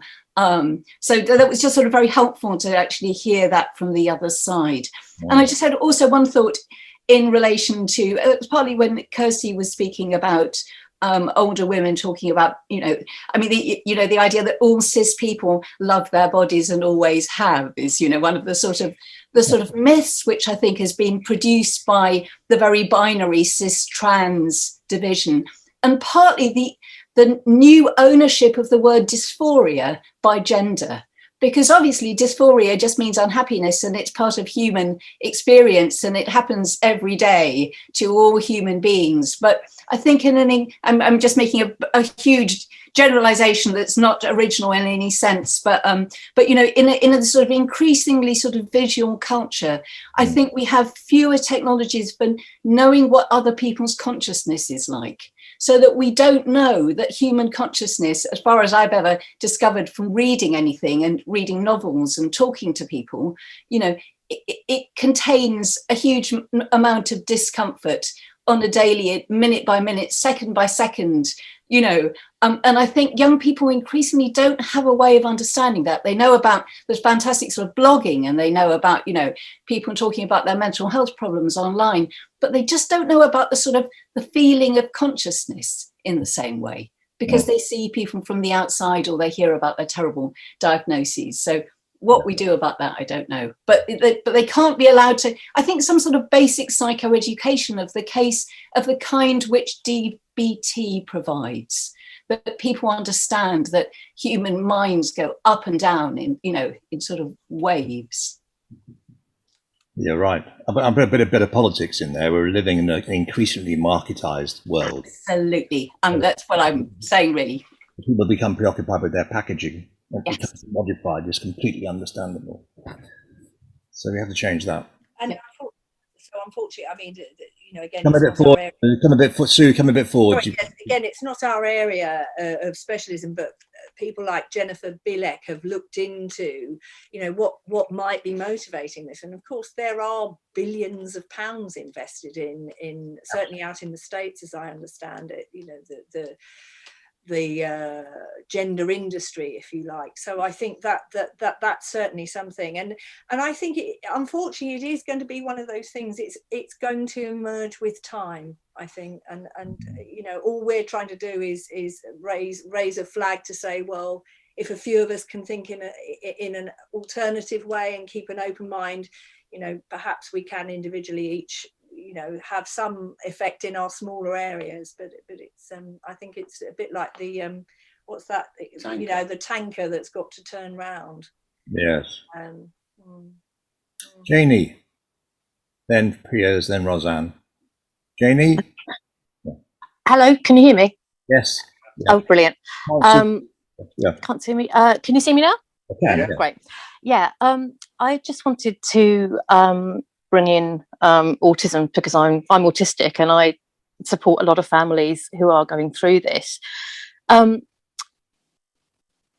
Two things that can be not uncommon with autism: low levels of interoception, understanding and recognizing and feeling the internal signals that your body are producing, and also alexithymia, which, you know, the ability to understand and name emotions. Now, if you don't understand what your body is doing and you can't put a name to it, and bearing in mind that the signals that the body produces, the sort of physiological processes for things like excitement, arousal, anxiety, all those things are very, very similar. But if you can't process that in a way that makes sense, you can end up with a profound sense of disconnect from your own body. Autistic kids spend a huge amount of time online because it's easier for them than trying to navigate relationships in the real world. And they're coming across explanations for a disconnect from their own body. They aren't actually necessarily rooted in what's actually happening to them, but that will make perfect sense to them. You know, my body feels strange, I feel disconnected from it. This possibly means that I'm trans or I have gender dysphoria. Also with schools, the information that are going out into schools and also the level of training that people in schools get is very, very kind of low level. It's not being explored as a potential reason for dysphoria. A lot of the school's information is basically just based around communication difficulties and explaining it more clearly. But there's, I mean, I've looked into see how much research there is around this, and there is some research that has historically connected low levels of interoception with body dysmorphic disorder, but obviously there's nothing that's looking at autism and gender dysphoria, partly because it's the kind of huge increase in particularly adolescent girls and adolescents with autism has been too recent for any kind of meaningful research to take place. But also, I have a concern that the decoupling of gender dysphoria from the kind of mental health arena kind of prevents that. It's something that you can't really discuss. And lastly, and as an autistic person myself, we don't walk through the world with an awareness that our way of thinking might be different to other people's. We don't have a day-to-day, moment-to-moment awareness that the way that we're communicating or that our theory of mind is different to other people's. And if you engage with the autistic community, within which there are more and more people identifying as non-binary or identifying as trans, if you try and suggest that there might actually be other reasons behind this, you immediately run into lots and lots of accusations of ableism. And again, that's something that's quite difficult to overcome because there's a resistance to recognizing that the way that you see the world might not necessarily be accurate. Yeah, that's what I wanted to say, really. What you said absolutely rings true with a lot of our experience, I think, Susan. And I was trying to sort of talk about the need to sort of tune in to what level of, you know, how is this person's mind working? And you can't assume it's sort of you see the world in the same way as they do. And then you've got the sort of technical question of sort of, if you say, we come into psychotherapy and we need you to talk about your emotions, and they go, well, I don't know what my emotions are. Yeah. You're immediately persecuting the patient by saying, well, there's this ideal called being emotionally literate and you haven't got it. So immediately you're on the wrong footing. But in a sense, it's trying to tune into, but how does this individual's mind work? What are the sorts of things they notice?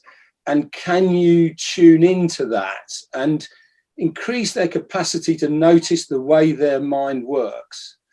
So it might be a matter, isn't it, of saying, well, you know, I've got a funny mind. It doesn't seem to work like everybody else, but, you know, I can come to terms with that. It's okay, you know, but I do think it's challenging for the therapist because the therapist has got to sort of be interested in the way the individual's mind works and not impose their model of how it should work. As David, you said very articulately earlier, David, in a way that often that sort of capacity, they're looking at you to see how you will deal with their way of thinking, and whether you persecute them by continually telling them, well, what about your emotions, or whether you sort of adjust to go, it's interesting, you don't, I'm conscious of this, I've noticed something about you, see. It involves a sort of shift. Yeah. What I sometimes do, I mean, just thinking sort of more technically, what I sometimes do is if I hear something and I'm aware that, and I think some people it's sort of, they're on the spectrum maybe, but they're not diagnosed. I think a lot of these young people haven't had a formal diagnosis. But I kind of use a technique where I kind of talk about what I imagine it might feel like, and just to see whether there's any way in which they can kind of hook on or link up with it, or sort of reckon, and then if it doesn't, you know, we might try something else. But I think that you're right, it's not, we're not doing psychoanalysis with these children, you know, that's not what we're doing. But in an assessment, you see, what you've pointed out, Janie, is so essential, is to understand how the child's mind is working, you know, and what their specialness is about, you know, that their way of thinking, you see, and then to see, is there flexibility, is there room for maneuver? But it's all going to take time, and that's the key thing. It's got to be treated gently and with respect, and, you know, to go slowly. Not easy, I know. I mean, it is an exploration. As I was saying about, I think if you think the only thing I'm going to demonstrate in here with you is to either agree with you or disagree with you. Yeah. Yeah. Rather than an inquiry, you know, and they usually say, "Well, no one's ever done that with me. I've never had that sort of dialogue with anybody." You know? So it is a first time for many people. I suppose we're in the area of what I hesitate to use words. I've got sort of lots of about mentalization. There's an element of that obviously involved in all this, demonstrating how a mind can work. Yeah. Piers. Hi. Hello. Thank you for a really excellent day of thought-provoking topics. I suppose one of the things I was really that's come to my mind is I'm aware of Kirsty's situation in working with sort of GIDS in the past, and Sue used the word capture. I was wondering about your thoughts, or the panel's thoughts, about what appears to be sort of capture of the regulatory bodies of psychotherapy and psychology. I think somebody said earlier about the position in certain states in the United States and in Australia, and my professional organisations seem to be very caught up in these sorts of ideas. I was wondering what your thoughts are in sort of providing challenge to our organisations.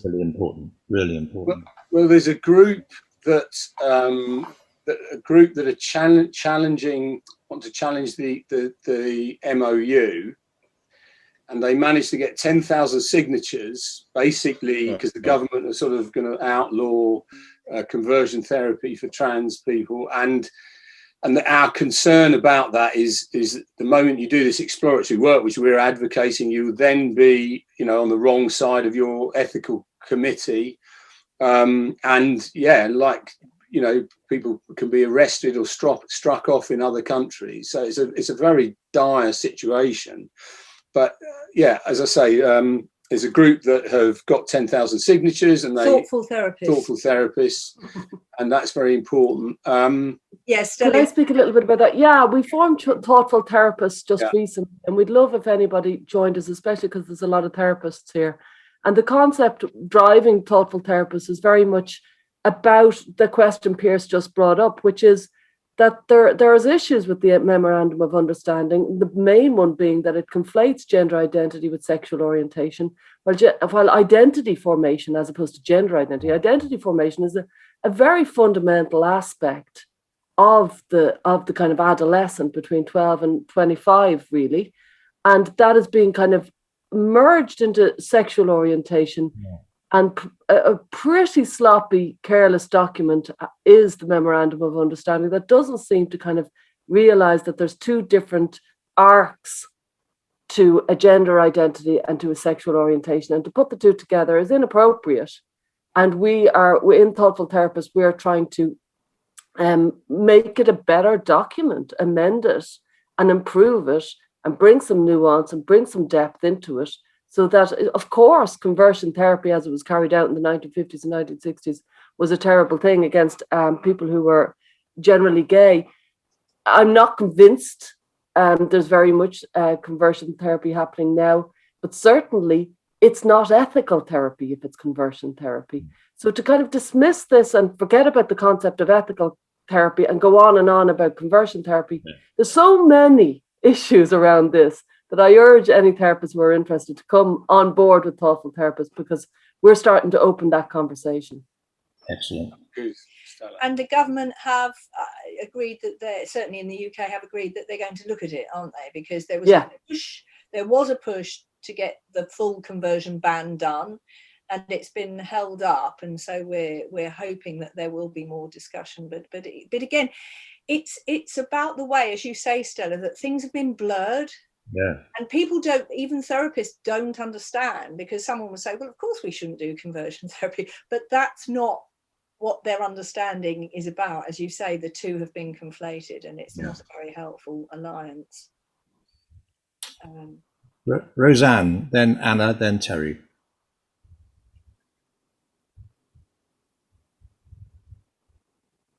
There you go. Hello.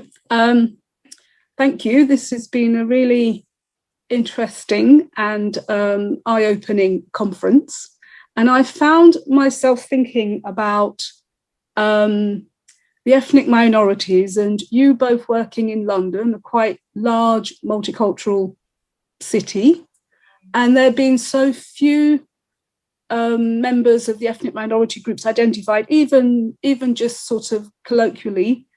Really curious about where they could be, because there's a lot of mixed ethnicities in our secondary schools, and wondered if there's an underground movement that's going on amongst those ethnic groups where their religious beliefs don't support the exploration of gender dysphoria, and it's not safe to explore sexual identity that is not your natal identity. And I'm really curious if you've come across any of that, where maybe people from the Muslim faith or even the Christian faiths of African or West Indian origins are wanting to explore the idea of being trans or even non-binary, but it's been shut down by maybe family or faith. That's my question. It's a really good question. I personally haven't, to answer that immediate question, no, I haven't personally, and I don't, we've got other clinicians here who are working in this area, so they may have had that experience. What I do know is actually from a colleague who worked recently at GIDS, was that actually a Muslim family were very keen for their son to be transitioned, because they felt it would be more acceptable to have a daughter, a trans daughter, than a gay, effeminate son. Now, that's just one case that I heard of in conversation, so it's not something that I'm clinically, in touch with. But I don't know if any of the others clinicians who work in this area have got a view. But But it is puzzling. It is. Don't know the answer.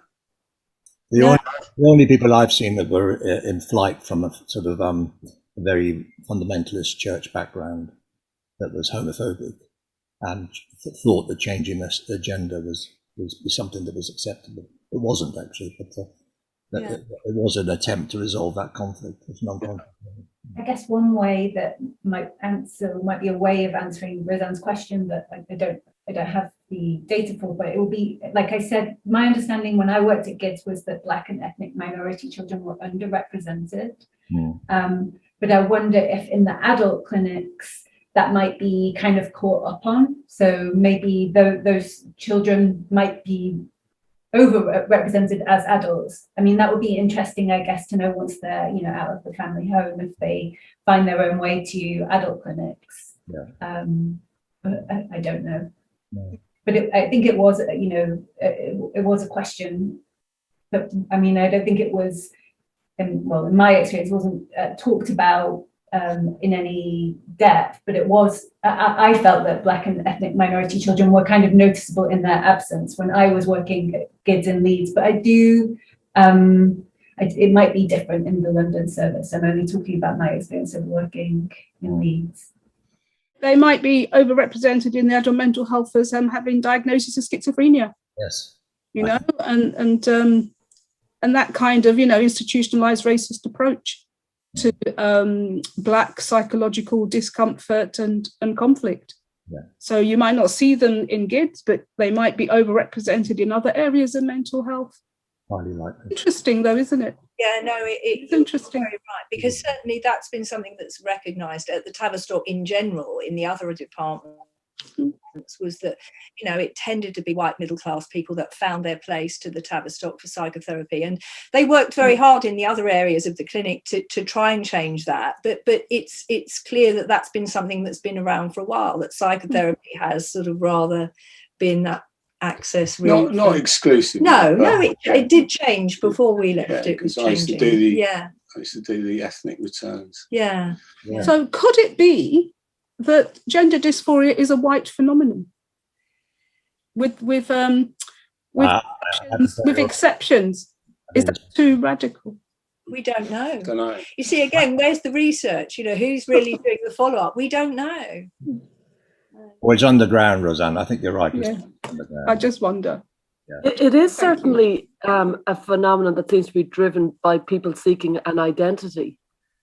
And there is an argument to be made that if you've already got an identity, you mightn't seek another one as quickly, perhaps. But we need the research. Oh, that's interesting. Yeah.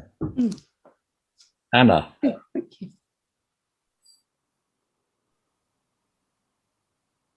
Thank you. Yes, I was unmuting myself. Thank you, Sue and Marcus, so much for this courageous space.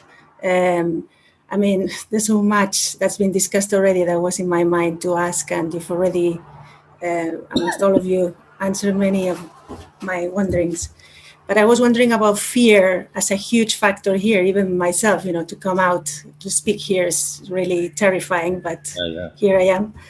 And I was thinking about the powers that are driving this silencing in general across the globe to talk about this topic, and how it's permeating institutions, what some members of the audience were talking about in terms of social media, the media in general. Schools are kind of driving the affirmation approach. And I'm also wondering how the lockdown has affected a lot of young people who've been in their computers a lot more, especially the very shy, introverted ones. So, thinking about how can we break the silence to talk amongst ourselves. We're doing this here, but also in our work spaces and society as a whole. And also the matter of time, how important it is, because it takes so long.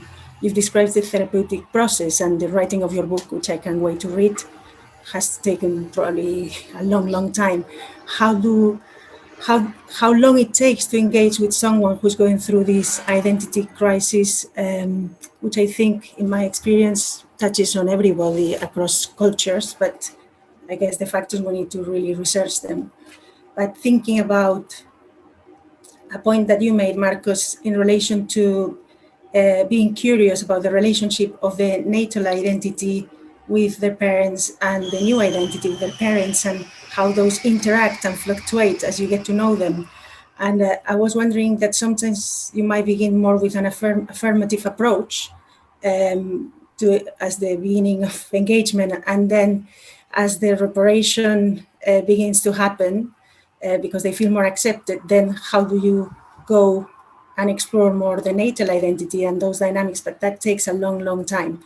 So I was thinking about the pressure in camps, and how do we create spaces to allow us to have time to think and not to be afraid to speak with each other. So there's quite a few questions there. So one of the things that I've noticed is that I have found the clinical work, I wouldn't say easier, but a little bit more possible, because I'm not at the gender identity clinic anymore, where the drugs and the surgeries were kind of in the vein, if you like. So I think that's just my observation, is that you know, whereas there it felt extremely difficult to hold my position and withstand the pressure from the young people and their families sometimes to kind of keep seeing them psychologically and keep doing the work. But actually I've been surprised, because I think in private practice, I would say, now it often takes a long time for someone to find themselves in any therapy, you know, wherever you were working and whatever you're doing. These things aren't like, I always say, they're not like Hollywood therapy, whereas suddenly they go like that and it's all cured.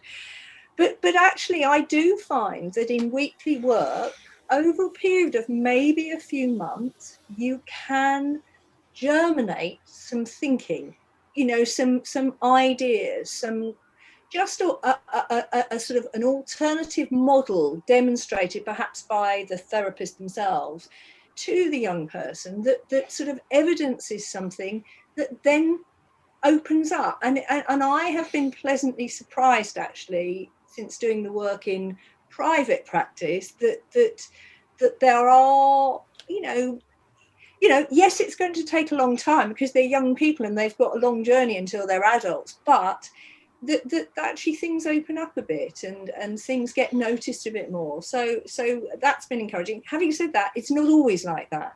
And I think, you know, often people are very entrenched in their position, and it is painstaking work, and it will take years if you can hold them with you. And again, I think it's where the whole cultural bubble, that's the political pressures that are around this, are such a challenge to us all, I think, because the services are telling us quick answers, quick throughput, and have become really depleted, certainly here in the UK. So it's a problem. I mean, I was just going to talk about it's interesting. I thought the medical director's report in response to Dave Bell's report, striking thing, no mention of pain anywhere. There's a sort of procedural report about what was going on in GIDS. There's no mention of pain, as if the sort of, now the pain was sort of in the staff, who 35 of whom resigned, 10 of whom talked to Dave Bell, which caused, you know, all sorts of problems. So it was sort of as if it was projected into the staff group, who were then left with the disturbance. So it's but I think it affects our capacity to have a conversation, because in a way, as you said, there's a lot of fear around. Now, just going back to the kids, that one of the things that strikes you often is there is this sense of depression. They are terribly bullied against some sort of ideal. They're not as they should be. You know, they really feel crushed by a sort of sword of Damocles which hangs over them. The other fear is of intrusion. You know, my mother's going to dominate my life. My therapist has got his own agenda. He's going to push into me, you know, and I've got to push it out. You know, fears of condemnation and intrusion are very much present. And so you might say, bring the elephant in the room of saying, moving from a sort of sympathetic point of view, which you say, I understand how you feel, but by the way, what about this idea of transition? Boom, you see, as if you suddenly push something violently at them. So the sensitivity about their own ego, which could collapse under pressure, or could collapse under the idea that someone's got an idea which challenges their idea, which creates confusion and chaos. And these are the things that I think the therapist is trying to sort of understand while working with, if you see what I mean. Yeah. Anna, did we answer all? Because you asked quite a few questions. Yes, thank you. Yes, I'm thinking. I continue to think. Thank you. Terry. Hi, nice to meet you. Yes, hi. Hi. So a lot of what you've been talking about, by the way, it's so refreshing to be able to have an open conversation about these things that, you know, in the political climate that we're living in. I just wanted to just notice that as a university counsellor, a lot of what you're talking about regarding people presenting with gender dysphoria applies to the general adolescent population across the board. Yeah. You know, most of the students who come for counselling in universities struggle with the same issues, but they're not focusing on their gender identity. They're struggling with perfectionism, not knowing who they are, being told all their lives from the first day they went to school that if they work hard enough, they can have whatever they want. You know, if they do what they're told, they can have anything, they can be anybody, and then they get to university and the standards are very high and they start to struggle academically, and suddenly it's all falling apart because they're not being able to live this dream that they've been sold. Yeah. Terry, absolutely. You know, we see some, you know, people who are sort of, I was going to be the best mathematician. I was the best, you know, and then they go to Oxford University and there's 50 other people who are brighter than them, and then there's this collapse. But I mean, I think the terrible disservice has been done by the politicisation of this area is that therapists are just wary of getting involved. And what we often say is, okay, you've got to understand a bit about the context and not be naive. But this is not unusual adolescent presentation. You know, it's not. And it's about helping young people to face who they really are, isn't it? As you said earlier, it's about the reality of growing up is that we all have to go through that process of disillusionment. You know, where we realise that the fantasy figure of adulthood that we had in mind perhaps might not be possible.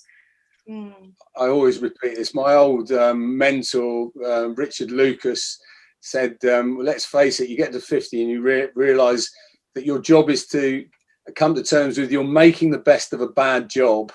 Yeah. Exactly. Just wanted to say something else also, just to follow on from Stella about the memorandum of understanding is that, you know, a lot of people disagree with us for trying to challenge it, but what they don't understand is that there are some serious issues. That one is that everybody says it doesn't apply to children. Well, that's not written anywhere. So we need that to be clarified. And the other is that it says, oh, you can work in an exploratory way with clients. It's written into the MOU. But if you read the wording, it's very specific and very carefully worded. So it says that you can work to explore their issues for the purposes of helping them live more comfortably in their chosen gender. So it's not about helping them to figure out whether that's the right route to take or not. So, you know, we do need to look at this, and I would encourage anybody that's worried about working in this area to just have a look at the memorandum and to consider that it's up for review in July next month, and none of the signatory bodies have got any plan about how they're going to do that review yet. Terry, so, I think the wording is I describe it as a wolf in sheep's clothing. It looks fine, but actually, if you look at it in detail as you've described, there are problems in it. Thank you. Thank you. Thanks, Terry. People have been trying to control the space in the consulting room for a long time. This could be the way they begin to do it. Milton, thanks for waiting. Thank you. One thing that Stella said, that's about the conversion therapy in the UK. In 2018, the LGBT survey, 7% of the respondents had conversion therapy or were offer conversion therapy. This is a fact. It's not something that's being created. There is in the Queen speech this year, there is mentioned the bill for the ban of the conversion therapy, and I hope this is going to be done by the summer. My question is, one of the people here belong to professional bodies, and those professional bodies, such the Institute of Psychoanalysis, NHS, the Royal College of Psychiatry, all of them are signatory of the MOU. How it, my sense, the speech is disagreement with the MOU. How the people is going to take this to the professional bodies, or how they're going to comply to what the professional bodies have signed for. That's my question. Look, as I say, I was in charge of the biggest psychotherapy department for adults and adolescents in the NHS. And it's a sort of place where trainees would present their work to seminars and supervisors on a regular basis. We're talking about large numbers of psychotherapists. Now, people would, one would worry about people's work in all sorts of ways. I never heard one therapist in my 20 years at the Tavistock who I would think is conducting conversion therapy. Never heard a case. And I have a lot of supervisees, and I feel the same. In a sense, our job is not to convert anybody we're seeing into our ideal of how they should live their life. Yeah. It's to help them think about the forces that are in operation, offset, and bring them into play so that they may think these are the conflicts, the drives, the beliefs that are pushing me down a particular direction. At the end of the day, people have got to decide how they're going to live their lives. Now, the Royal College of Psychiatrists did not sign up to the MOU, as people will correct me, that the additional trans thing, they didn't, and nor did the child psychotherapists, because they were concerned about exactly this colonization, if you like, of the MOU by this particular agenda. And the thing is, I don't think, Milton, that anyone would disagree with you that conversion therapy for homosexuality should I think the majority of people would agree with you that there should be a ban on conversion therapy for homosexuality. I think the difficulty is that what's not understood is the term conversion therapy in this area is really a bit of a misnomer, because of course if someone is let's say a biological boy and they come to see you and their belief is that they should be a girl, the truth is, if you work with them in an open way, you're not trying to convert them either in. Of course, it is about impacting and follow what the client wants. I have worked with people with different question the sexuality, and they can go for different ways they want. But it's not about pushing my agenda, and this is exactly the same in the opposite way. That's people know if they are trans or not. So the difficulty is that when you quote like a ban on, that 70% of people agree with. I don't know that particular study. The difficulty is, I suspect that not all homosexuals were asked that question, but it is also about what is known about the homosexual, the ban on conversion therapy.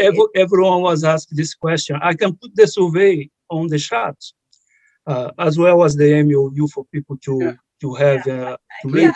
Yeah. And you froze. The Royal College of Psychiatrists has signed the MOU last month. The Royal College of Psychiatry have signed the MOU last month. I'm disappointed to hear it. So the other thing I would say, and this is because I've spoken to someone and it's come from the horse's mouth, I know somebody who was involved in the Working Party in putting together the MOU, the more recent version of it, to include transgender people. And they told me that they were effectively bullied out of having concerns. And I think, you know, one cannot kind of beat around the bush here, that many people here, I think, will have had the experience that you can raise a concern at work, you can raise a concern in a committee. And unfortunately, the moment is the flavour is to get bullied out of your opinion or to get told it's transphobic. And I don't think that helps any of us. I don't think it helps transgender people either. And I think that if we could just get to a point where we look more at the evidence of what's in front of us rather than the ideology, or that certain people within, and in this case, this was the Working Party on the Memorandum of Understanding. And I asked, there was meant to be a review about it. And I asked my governing body, when's the review like? Because I would like to feedback. And they said it had already happened. And I said, well, could I see the minutes? And they told me, it was just a light touch review. So in other words, the committee who made the original decision, I think, have still got together in that group. I don't know. I can't say for certain, but I know that this other person wasn't. There's a problem. I was representing the Psychotherapy and Counseling Union in the Memorandum of Understanding.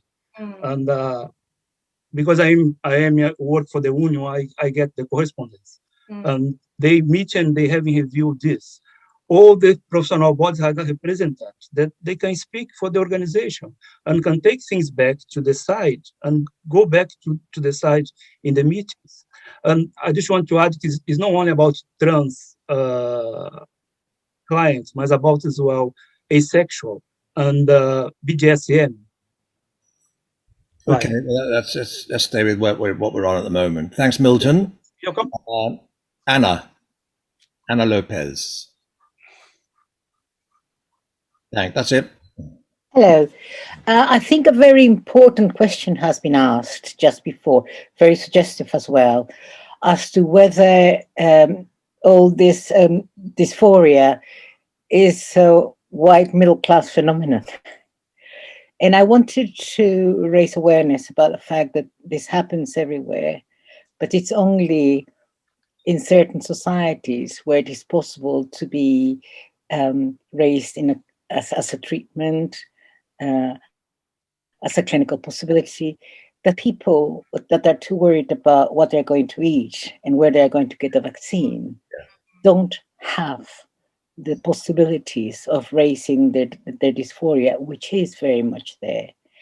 And this is important because as much as we think that, or as much as some people think that gender is a social construct, there are many things which can be social constructs.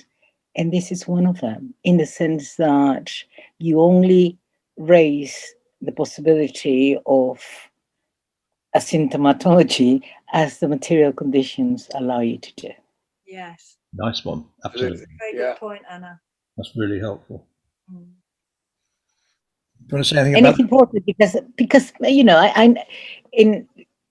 I come from such a reality, from such a society, and I know of so many people that put up with so many things they cannot be treated with. And you have different constellations of symptoms, different constellations of possibilities, and people just make do. In that sense, how many people are making do in a society where your ethnic provenance or religious group does not allow you to come into the open, or doesn't even allow you the possibility of thinking in that way. The thing, you know, that we don't have the overview, but the thing is that internationally, as you say, it's a very different picture in in places. So, you know, we have colleagues in SEGM, as a group that looking at the evidence for gender medicine, which Sue and I are part of. Oh, by the way, we're going to put the various links on that if people are interested in, helpful links. But in America, you know, that they've been really feeling they're up against it with the sort of, you know, the medicalisation and some of the finances and money that goes with the medicalisation. That's been a big problem. In Canada, you've got this legal problem where, you know, people are worried that they can't sort of challenge. There was a father who was removed from his daughter. I think he's in prison at the He's moment. in prison because he refused to accept his daughter's transition. Australia, it's different in different states. So somewhere there's a very legal embargo on anybody sort of thinking with the child about their gender and one thing or another. So it you know, it varies in different places. And we just had the situation where in Sweden, which was quite medical in its approach, has now said they're stopping the medicalisation of children. Yes, the Karolinska begins with a K. Karolinska Hospital. Yes, they've just sort of said that they've looked at the evidence and they're actually putting a halt to it. At the moment. But the point you've made about the economic ability to do this is very important. People have made that point before. So it's very different in different places in the world. And the Russians who interviewed us told us there are no trans people in Russia. So it's quite different in different places. I don't know. I'm not saying that's true. I'm just saying that's what I was told. Well, it might be true for the person who has the capability of thinking something like that. Yes. Thank you. Thank you. Thanks, Anna. We'll have Stella, Natasha, Jackie. Yeah. Just continuing on from that point, the fact of the matter is, if transition was easy and didn't carry a heavy burden on the mind and didn't carry a heavy burden on the body and didn't carry a heavy burden on our finances, I don't think this conference would be going ahead. The fact is, it's a very difficult route. It's a very, very difficult for everything about it. And so it's great that the Karolinska has rolled back on puberty blockers. I want to remind you, as you know, Marcus and Sue said at the beginning, puberty blockers were rolled out on the basis of one study of 70 kids, and 15 of those kids pulled out of that and study. One of them died, I think. And one of them died. And the entire project of puberty blockers has rested on that one study. And there's, you know, two different studies on the same group of 70 participants. And from that affirmative care, and I'm really glad Susan put up the kind of the history of affirmative care up in the chat earlier on. But affirmative care, I want to remind people, that's the new kid in town. What Marcus and Sue have been presenting is psychotherapy. And that is a long, long tradition of helping people in a wider sense and supporting people who are in distress in a wider sense. And this idea that this kind of new kid on the block, affirmative care, is suddenly the all-encompassing brilliant approach, when, as WPATH says itself, it has a low quality evidence base. There isn't long-term, any sort of long-term evidence base for affirmative care. We do not know what affirmative care, what will be the long-term implications, we don't know, because there is no long-term evidence base on it. And it needs to be said a million times over that affirmative care is the new thing. Affirmative care is the new polished kind of version. And actually psychotherapy, which is what we're talking about here, is the one that is, I suppose, more established in a much more thought out and kind of reflective manner. And for us to be silenced as kind of suddenly being bigots is an extraordinary piece of Alice in Wonderland, where up is down and down is up, that it's not appropriate. I do want to just finish my rant here to say one last thing, which is gender dysphoria. You know, I had huge issues with gender when I was a kid, between the ages of around 3 and 10, and I was delighted to see you mentioned it in your book, Marcus and Sue. Thanks very much. And it was very distressing, and it was very alienating at the time. But there's this weird kind of jump that gender dysphoria equals medical transition. And you know what Terry was saying earlier about university kids, they seem to think because I've met them, they seem to think I either have gender dysphoria or I don't. And if I have it, I should medically transition, which is a leap. It's a massive leap. Just because you have gender dysphoria doesn't mean you should medically transition. It means that you have an issue around your gender that needs to be helped and supported in a million ways. There's lots of ways into gender dysphoria and there's lots of ways out of it. And I'm delighted a conference like this is kind of lifting this. Thanks, Stella. Stella. Thanks. Natasha, then Jackie. Can you hear me okay? I'm not sure if my internet is okay. Yeah. Okay, I guess it connects a bit with what Stella has just said, and the importance that when we're thinking about children and adolescents, that we separate transgender from gender dysphoria and gender-related distress, because the pathways and outcomes are really varied. And the way, I guess this is it, we're talking about children and adolescents, and the way in which they are forming and thinking is very, very different to adults. And I just think that's so important when we're also thinking about the MOU. And I think it's so easy to lose sight of it. And I'm one of the clinicians that learned through doing the work that caution is necessary, and that taking an affirmative model is harmful. Thank you. Yeah. Thanks, Natasha. That's really helpful. Jackie? Hi, yeah. Can you hear me? Yeah. Yeah. Well, just to say, first off, it's been really good today, really interesting. And I suppose just I probably follow on from what Stella and then Natasha said as well. I suppose just thinking about the MOU and then psychotherapy. I mean, to me, psychotherapy is neutral, and with the MOU and the wording, I'm part of Talk with Therapists as well. I'm in Dublin, and we don't have a memorandum of understanding here, but we work off the British one, like so many things here. We kind of we look to the UK, and to me it doesn't allow for it, and that's why I got involved in the group.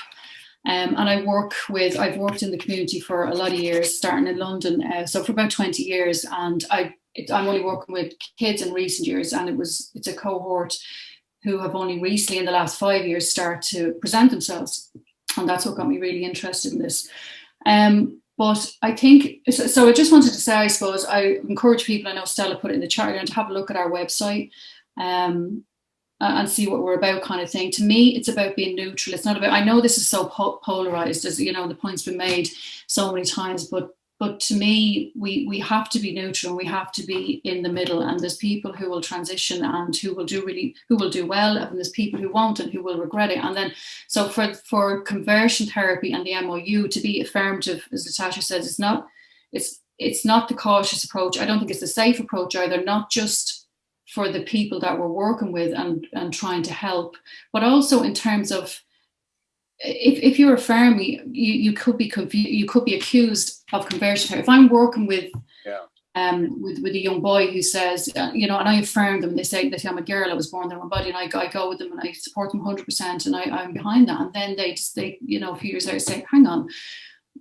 what's this, and it happens, and we're seeing that more and more. Then as therapists, we could come under fire for being part of that, for colluding with that, for conversion therapy. So yeah, of course you are 15-year-olds, who have seen twice. You're definitely a girl, and the more I think, and from working with these kids, the more they hear that, the more they're affirmed, the more it beds down for them, and the harder it is for them to say, oh, I'm not really sure, actually. So when you were talking earlier on, I think it was in the second part about working therapeutically, I was just really struck that it's like it's in no other area working in. It's just, you have to be so straight down the middle, and it's like walking a tightrope. That's what always comes in my head. It's like walking this very narrow kind of line where you have to be bang in the center, I think, to be utterly cautious. So you're still obviously completely supportive of that child. And I know I'm talking about children because that's who I work with most, but that you have to be so careful. And the words du jour are curious and open-ended and exploratory and digging down, Anyway, that's just wanted to say. And just, for people to have a look at the website, it'd be great to. I was just thinking that, again, it's like, in some areas of psychiatry, that in a sense, in this paranoid schizo world, isn't it? You know, the individual feels they're acceptable provided they adhere to a sort of very narrow margin, and so are you provided you adhere to. Yeah. And in a sense, that's part of the problem, isn't it? You're trying to turn a tightrope that you describe, that the therapist and the individual is on, into a sort of broader beam, whereby there are many facets to your personality, many different ways of looking at things. And I think that's the therapeutic task, isn't it? Is breathing space for the therapist and breathing space for the patient to explore things. Yes, Piers Newman says about, in a nice chat thing here, it's interesting that the term neutral is being used. Family therapists struggle with this word historically. Gianfranco Chechen substituted the term curiosity. It appears that many therapists are actively being discouraged from being curious. Yeah. And that's the conversion, I think, Jackie, you're also describing. We're being converted into people who just aren't free to think. Yeah. Free association is the enemy of fundamentalism, huh? And of course, it's curiosity, isn't it? That you know, that's what develops us when we're younger. I mean, it's only if a child is curious that they learn things and test things out. But again, it is, it's interesting. So someone spotted that about our language. Thank you, Jackie. Pamela Blakelock. Oh, hi. I didn't intend. Sorry, I didn't intend to speak. I didn't mean to put my hand up. Hello, Piers. He's the only one I know here. I met him at the Maudsley. Okay. Yeah, so I'm in the Labour Party. I'm a psychotherapist. I trained at the WPF. And I'm retired, but I'm still doing some counselling work with young people. Yeah, actually, my actual clinical work has not involved many transgender people, but I'm mainly involved in this struggle to be able to discuss, and really against cancel culture. And that's what I'm involved in. And this is, as people have been saying, a worldwide phenomena, which is so dangerous to free thinking. And as someone just said, maybe Piers, I think, David, free association is the enemy of fundamentalism. Sorry, that's it. Thank you. But it relates to the concrete thing, isn't it? Because in a way, it's like your ideas are like missiles that could cause damage to a sort of a belief system, rather than just a sort of point of view or a way of exploring. And that's how we've got into a very concrete way of thinking about discourse. You know, actually, the exchange of ideas, we tended to think, is a healthy thing, both for individuals and society. We got ourselves into a situation where it's like, it feels like a sort of battleground with words being thrown backwards and forwards, which are believed to do damage, which again is a contagion of concrete thinking. And I think it's also really important to remember that young people are living in cancel culture too. Even kids at school, if they say the wrong thing, I've heard kids say, I could get cancelled, you know, if I say I like J.K. Rowling, or if, you know, if for whatever thing, you know, the kids, I can imagine growing up under those circumstances. Again, this intense pressure that young people are under. And again, for young people, for the detransitioners especially, you know, this massive, profound anxiety of being critical of medical transition, being critical of, you know, beliefs or certain people or certain organizations, that detransitioners are so brave, you know, to speak out, because I mean, you know, that's their friendship, so that was their peer group, and to be able to take a step back and be critical of that, it's just extraordinary.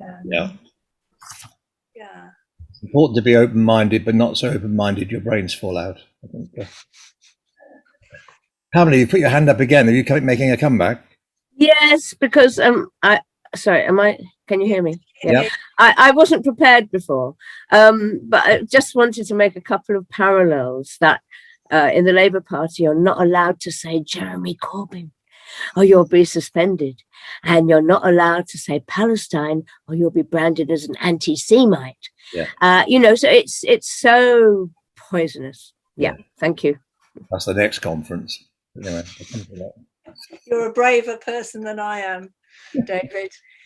I just wanted to come back to something that about this sort of idea of, I mean, that sometimes you get this discussion about the sort of diagnosis and differentiation between what's called true trans and you know, I didn't work in the adolescent department, but I was in charge of the adolescent department. But the adolescent department, the under 18s at the Tavistock, actually goes up to about 25. Adolescence in the Tavistock lasts till you're about 28, which is great. So unfortunately, it should be extended to 59, so I'd still fit in. But the thing is that the thing about it is that mental health diagnosis is notoriously unreliable. If you go through the notes at Broadmoor, people have had 20 different diagnoses over a 20-year period. Okay, so that's in the adult population. In the adolescent population, you really don't know. Now, I disagree with Dave Bell over this. Dave Bell's against diagnosis, really, although he's a very well-trained diagnostician from the Maudsley. But the point is, I like a diagnosis because it gives a sort of broad brushstroke view of where the individual is and what sort of prognosis they've got, what sort of treatment they may benefit from. Mm. The shortfall of the diagnosis is that it doesn't go down, it gets a bit lazy because you don't look at the individual. You tend to sort of categorize people as a group and miss out the individual nature of the person. And so it can lead to sloppy thinking. But so I'm sort of for diagnosis broadly with a caveat that you've got to do more thinking about the individual. When it comes to adolescence, it's notoriously unreliable to diagnose. You get a kid comes in, they present in bizarre ways. They may look like, you know, this is the beginning of paranoid schizophrenia or borderline personality disorder. You just don't know, because the point about the adolescent process, which is turbulent, the point about the developmental process, we don't know how this is going to play itself out. So I'm against the sort of idea that if only we got better diagnostic tools, we would know the difference between true trans and not, because for me, it doesn't make any sense in terms of my experience of what I see.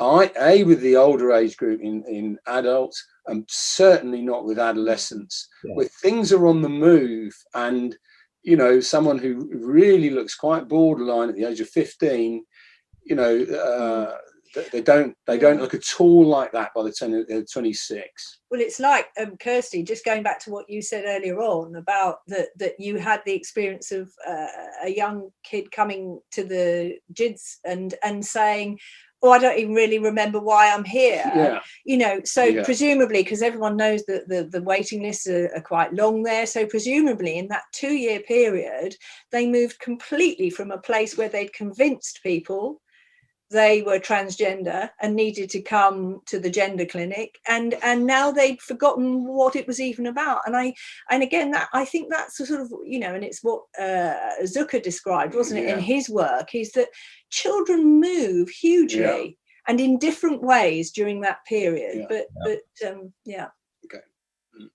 Before we go to Anna, Sam Supardi, are you there? Sam? You wanted to ask a question but couldn't work the button thing. Hi. Hi, Sam. Hi. Hi, Sam. Thanks. I could only clap or put my thumbs up. Good. We like positive response. Yeah. It was a while ago now. I feel like it's sort of been answered, but yeah, thanks very much. It's been a really interesting day, and I feel like I've learned a lot. I'm a CAM psychotherapist, and I suppose it was just a sort of question just about, I would be interested to hear panel's reflections on working in an area where language is so politicized, and I feel as if we've kind of discussed that, but it's definitely an area where in some ways it reminds me of conversations I've had about race as well, where the use of the language is so important that you use the right language or the wrong language, and words can be politicized and weaponized, and things can be shut down or cancelled, as people have been saying, as a result of the words they used. So that was the question. Just any experiences or reflections you had on walking that tightrope. But I think since I wanted to ask the question, I feel like the discussion's gone in that direction anyway. So yeah, there might not be much to add right now. But well, the thing is that psychotherapy is a listening. It's primarily it's a listening therapy, isn't it? In the first instance, you're taking in what the patient's saying and what the patient's trying to communicate, and one wants to be sort of, yeah, in a way. I was thinking earlier on, I can't remember, she's gone now, but one's trying to sort of identify in a way with the patient's view of the world, in a sense. But that's different from collusion. Then you're sort of saying, well, I think this is what you're talking about. You're trying to sort of position yourself in a bit. Then you think, yeah, okay, I can see the world looks like this to you. But then you're doing a second thing, which is stepping outside and thinking about what you might have to say about their way of thinking. Now, if you're coming from miles away, they're likely to go, you just don't understand me. So you've got to sort of titrate the in a sense, the sort of subjective experience with the more objective perception. And then the other thing you're doing is you're only making a hypothesis. You're sort of saying, oh, I wonder if it's, you seem to see the world like this. What about, but I was thinking that. Now then, the patient always tell you, have you sort of said something which challenges their defenses too much? Have you said something that's completely wrong? We don't know, but you're then following the story, and what John Steiner always talks about is you're seeing whether there's an increase in unconscious contact. But what I would say about your point about language is, you're trying to do your best, and you're going to get it wrong. But you really need to be tolerant of yourself about that, and maybe just try and understand what the fanatical wish to get exact language is all about. Because that, in a way, tells you, as someone was saying before, you're on a sort of tightrope, and that's what you're on, that's what the patient is on, and you're trying to sort of open things out a bit. So anyway, long answer to your question, but I was going to say, I tried to, I don't know, it feels like a bit of a cliche now, we've talked about it so much, but just be really curious about what words mean to the young person themselves. So I find it really interesting what the word dysphoria means to them, and really tried to get really rich descriptions of their experiences, kind of the last time that they felt really dysphoric, like what was that like, what was happening, and just I guess quite basic stuff like that. And the other thing as well is don't presume, because sometimes you have young people who talk about having very severe dysphoria, they're socially transitioned, but then they'll be absolutely fine to talk about periods, and they'll talk about periods really easily. So I guess just not presuming too much, just being really, really curious about what the words mean. And also, I think what's being explored, coming back to exploring the analyst's mind or the therapist's mind, is whether the analyst or therapist can be made to feel that they're in the wrong. Okay, they've lived in this all or nothing world, and I have to experience what it feels like to be with somebody that wants to pick me up on getting a word wrong, etc., etc., etc., which may have been their experience, that there's a right way and a wrong way all the time. I think we have to tolerate being the bad object sometimes. What's complicated is when there's a whole political kind of faction within society that will also haul you over the coals. Yes, he is the bad object. Yes. Yeah. It's complicated. But thank you. It's very difficult, and I think that there have been moments, there are dark moments when you have an alternative view to the affirmative model. There are, for sure. And I think, you know, probably a lot of nodding faces on screen now that you know what I mean by that.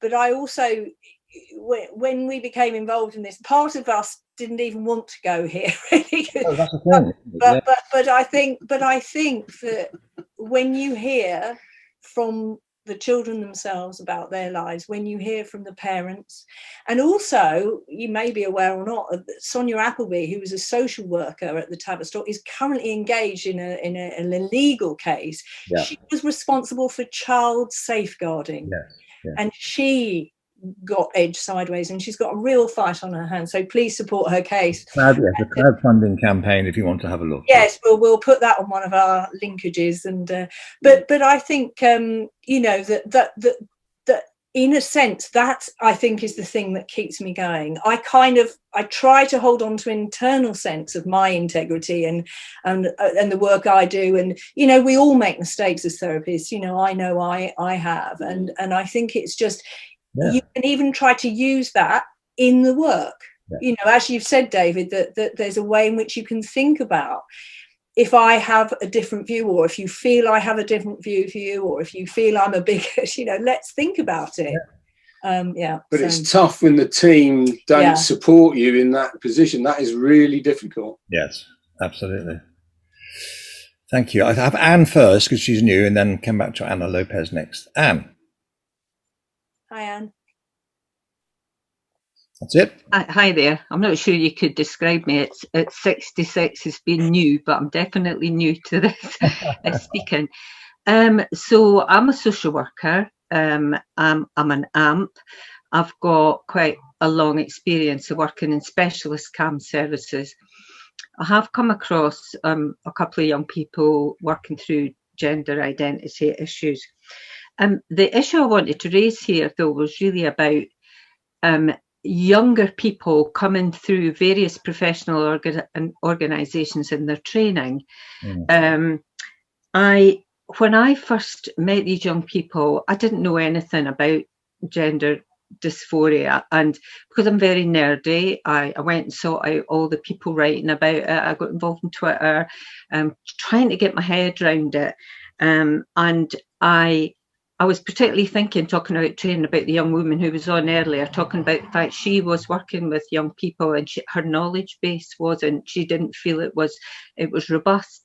And linking that to a post that I saw on Twitter this week, which was a group of trainee police officers coming out, and they were all appropriately socially distanced, and they were holding up a rainbow flag. And it concerns me about what training people are getting. I know that the organisation I work for, there's a lot of critical theory is used in that organisation, particularly around race. So we've got critical race theory.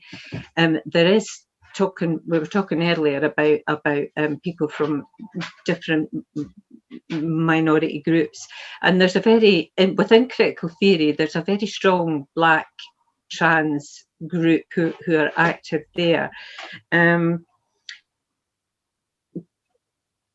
So my point really is about how we think about young professionals and what training they're getting, and how, I know, last point I want to make, I did try to talk to fellow social workers and fellow AMPs about, and these were people whose value base was solid. I thought, you know, I worked with them when they were coming through their AMP training. And yet, when I tried to explain what my concerns were in this area, they looked at me as if I had two heads. These were people with a solid value base who could not understand what I was trying to say, because they were coming from the kind of be kind point of view, be inclusive point of view. Thanks, that's what I wanted to say. It's just a sort of group think that everybody buys into, and you're in danger if you're not part of the group, and it's really not helpful. Yeah. I've heard of people representing some of the things we're talking about here in various in one or two trainings that I know of, who have been sort of non-platformed as teachers. That is happening, and certainly it's very easy to do on Zoom. people to switch off and things. So it is a very good question. You know, why it's such a relief to have this conference, I think. I think it helps to develop networks, and as I say, I don't quite know how we'll do it technically, but certainly we'll be in touch with delegates to provide some links if you're interested in some of these organisations, you know, like the Society for Evidence-Based Gender Medicine and Thoughtful Therapists, and there are others. Transgender Trend for the education packages, Bayswater Group for parent support, and I think the more people link up. What I found really helpful about it is that there are amongst them, and you use the word nerdy, Anne, but there are some great nerds out there who sort of go through the research and kind of help bring some really good studies that will then help you perhaps share with colleagues, perhaps have a way of looking at. And I think it, you know, I don't want anyone to go into an area where they would, you know, risk their jobs or sort of speak in a sense that it would be too threatening for their careers or whatever. But I do think it's really helpful if you've got a cohort of colleagues and professionals and other people and parents who you can share this kind of thinking with and learn more and more, because we're all learning, I think, as we go along. If you're a community psychiatric nurse, your mental health trust has a sort of a loan policy which protects you from, you know, and I think I wouldn't do this sort of work alone. I think it's you need support of other people. And I think we'll have two more questions, then I think we'll start bringing it to an end, because very often. Anna, then Neri.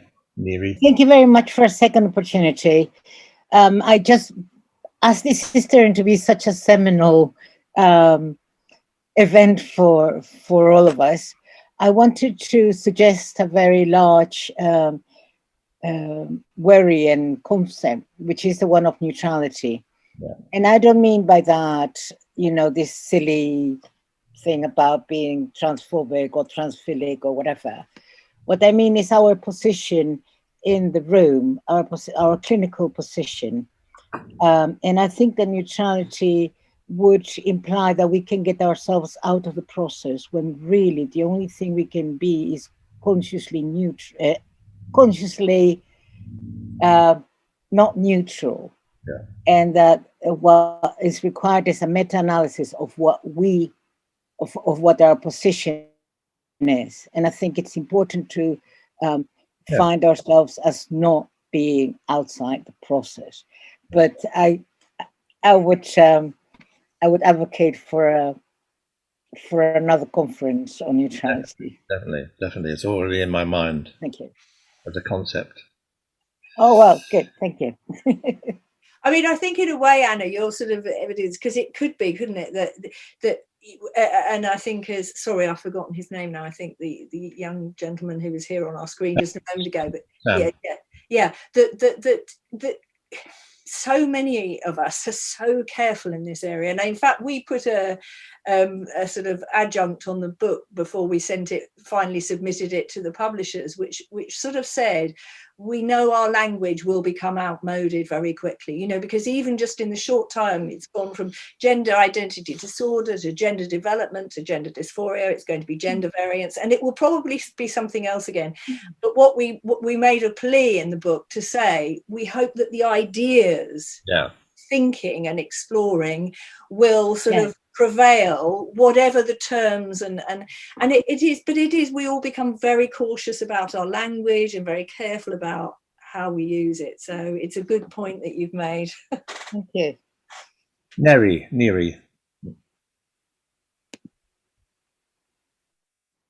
Can't hear you. Just yes, can you hear me? Yeah. Okay. Excuse me for my bad English. I'm from Barcelona, but I'm very happy to assist to this conference, because I was very traumatized when the sentence of the Kira Bell case in London, because it was against the Tavistock Clinic. Yeah. For me, Tavistock Clinic was associated with Michael Balint. I have always been Balint groups, etc.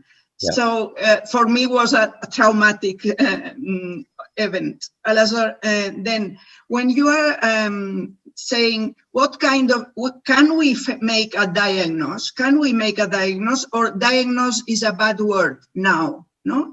And I remember the distinction that Balint made between the traditional diagnosis and the global diagnosis, no? The global diagnosis that included all, not just to make an abstract concept, to classify somebody in a structure, abstract structure, but included the evaluation of the forms of relation of the patient, the family, the doctor, and all the system.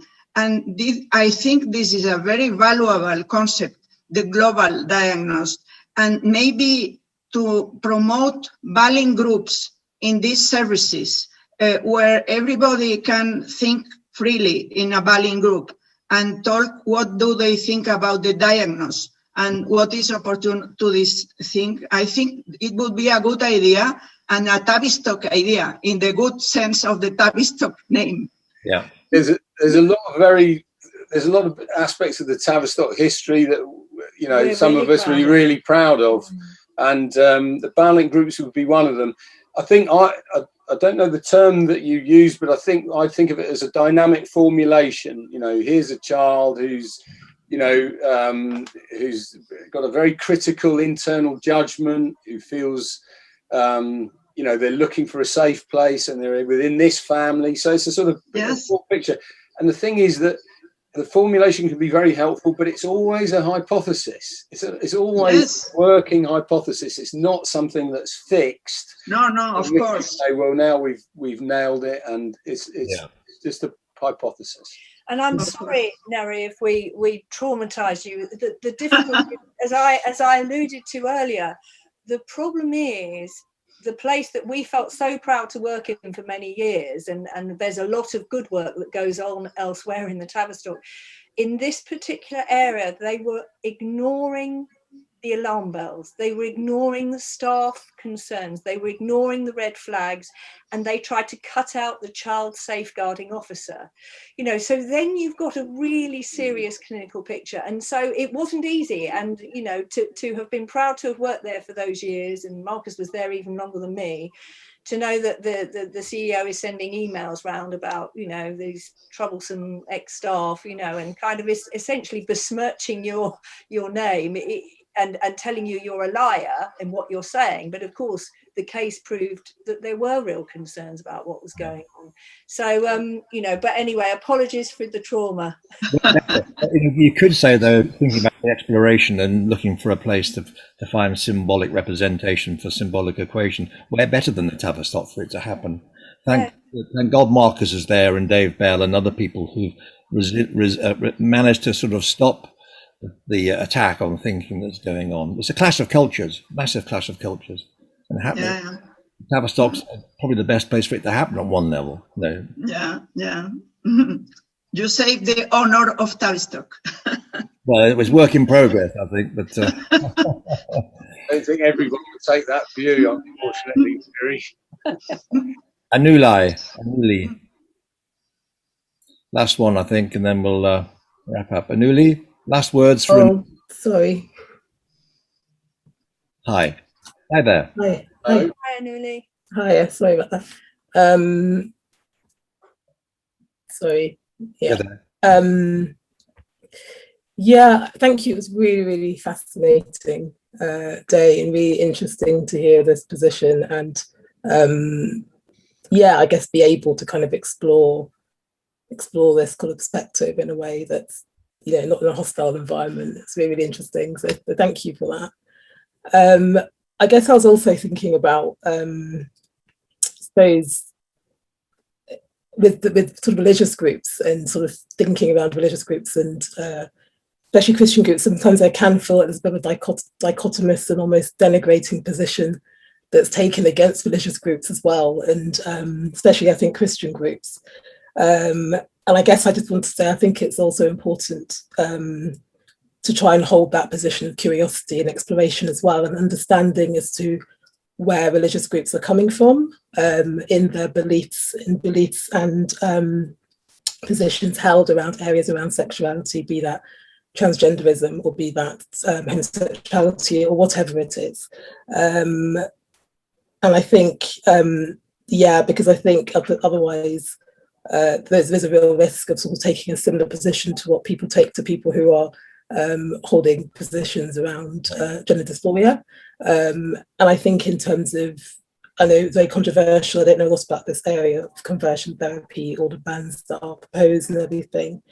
But I guess the question that came to my mind was, where do people stand if you have somebody who is gay and does want to explore that in a therapeutic setting for whatever reason? It could be because of their faith, it could be because maybe they do want to have same-sex attraction, whatever.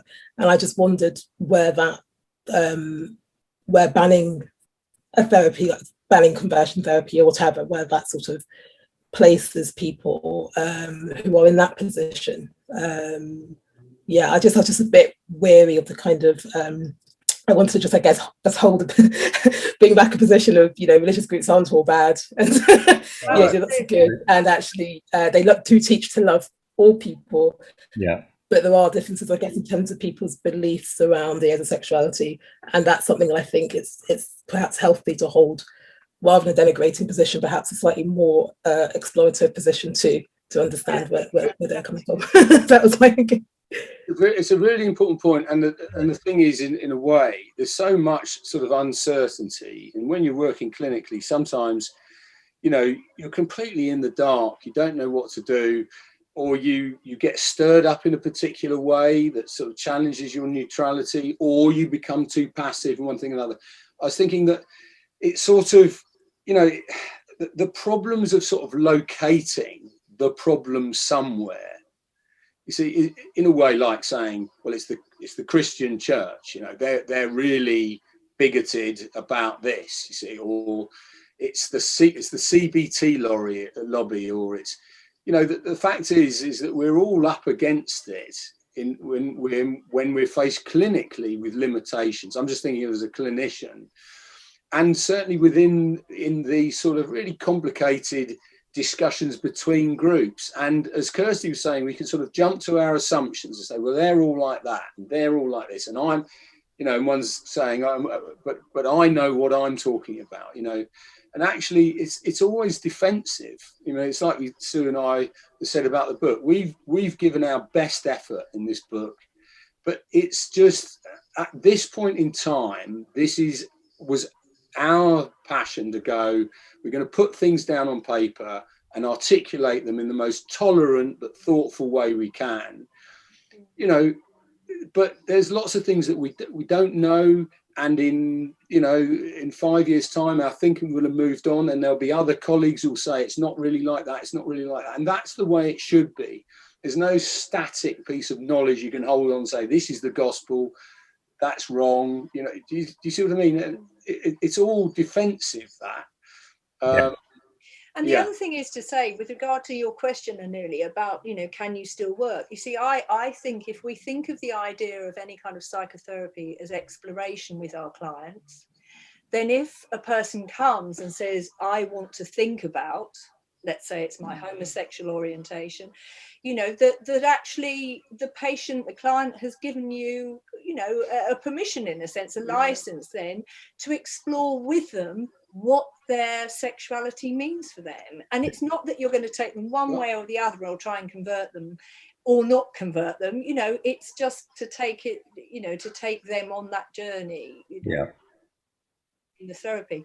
And the other thing I think is that you flagged up, which is true, and we're probably even guilty of it today, is that it's interesting, isn't it, that on the one hand, in this area, we're being asked for so much sort of tolerance and acceptance of difference and diversity, and yet in the church, in different churches, in the faith of Islam, or in the Christian beliefs, that they have a set of beliefs, and somehow you're not allowed to have your beliefs, and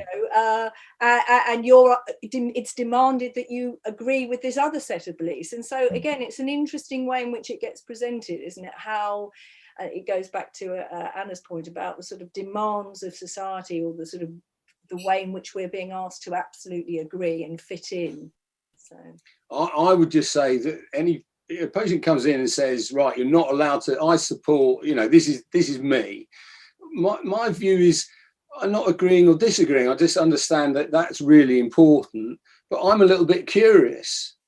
Why have you got to sort of forbid exploration of X or Y, Z? I don't ever sign up. I just say, I'm here to understand you. Yeah.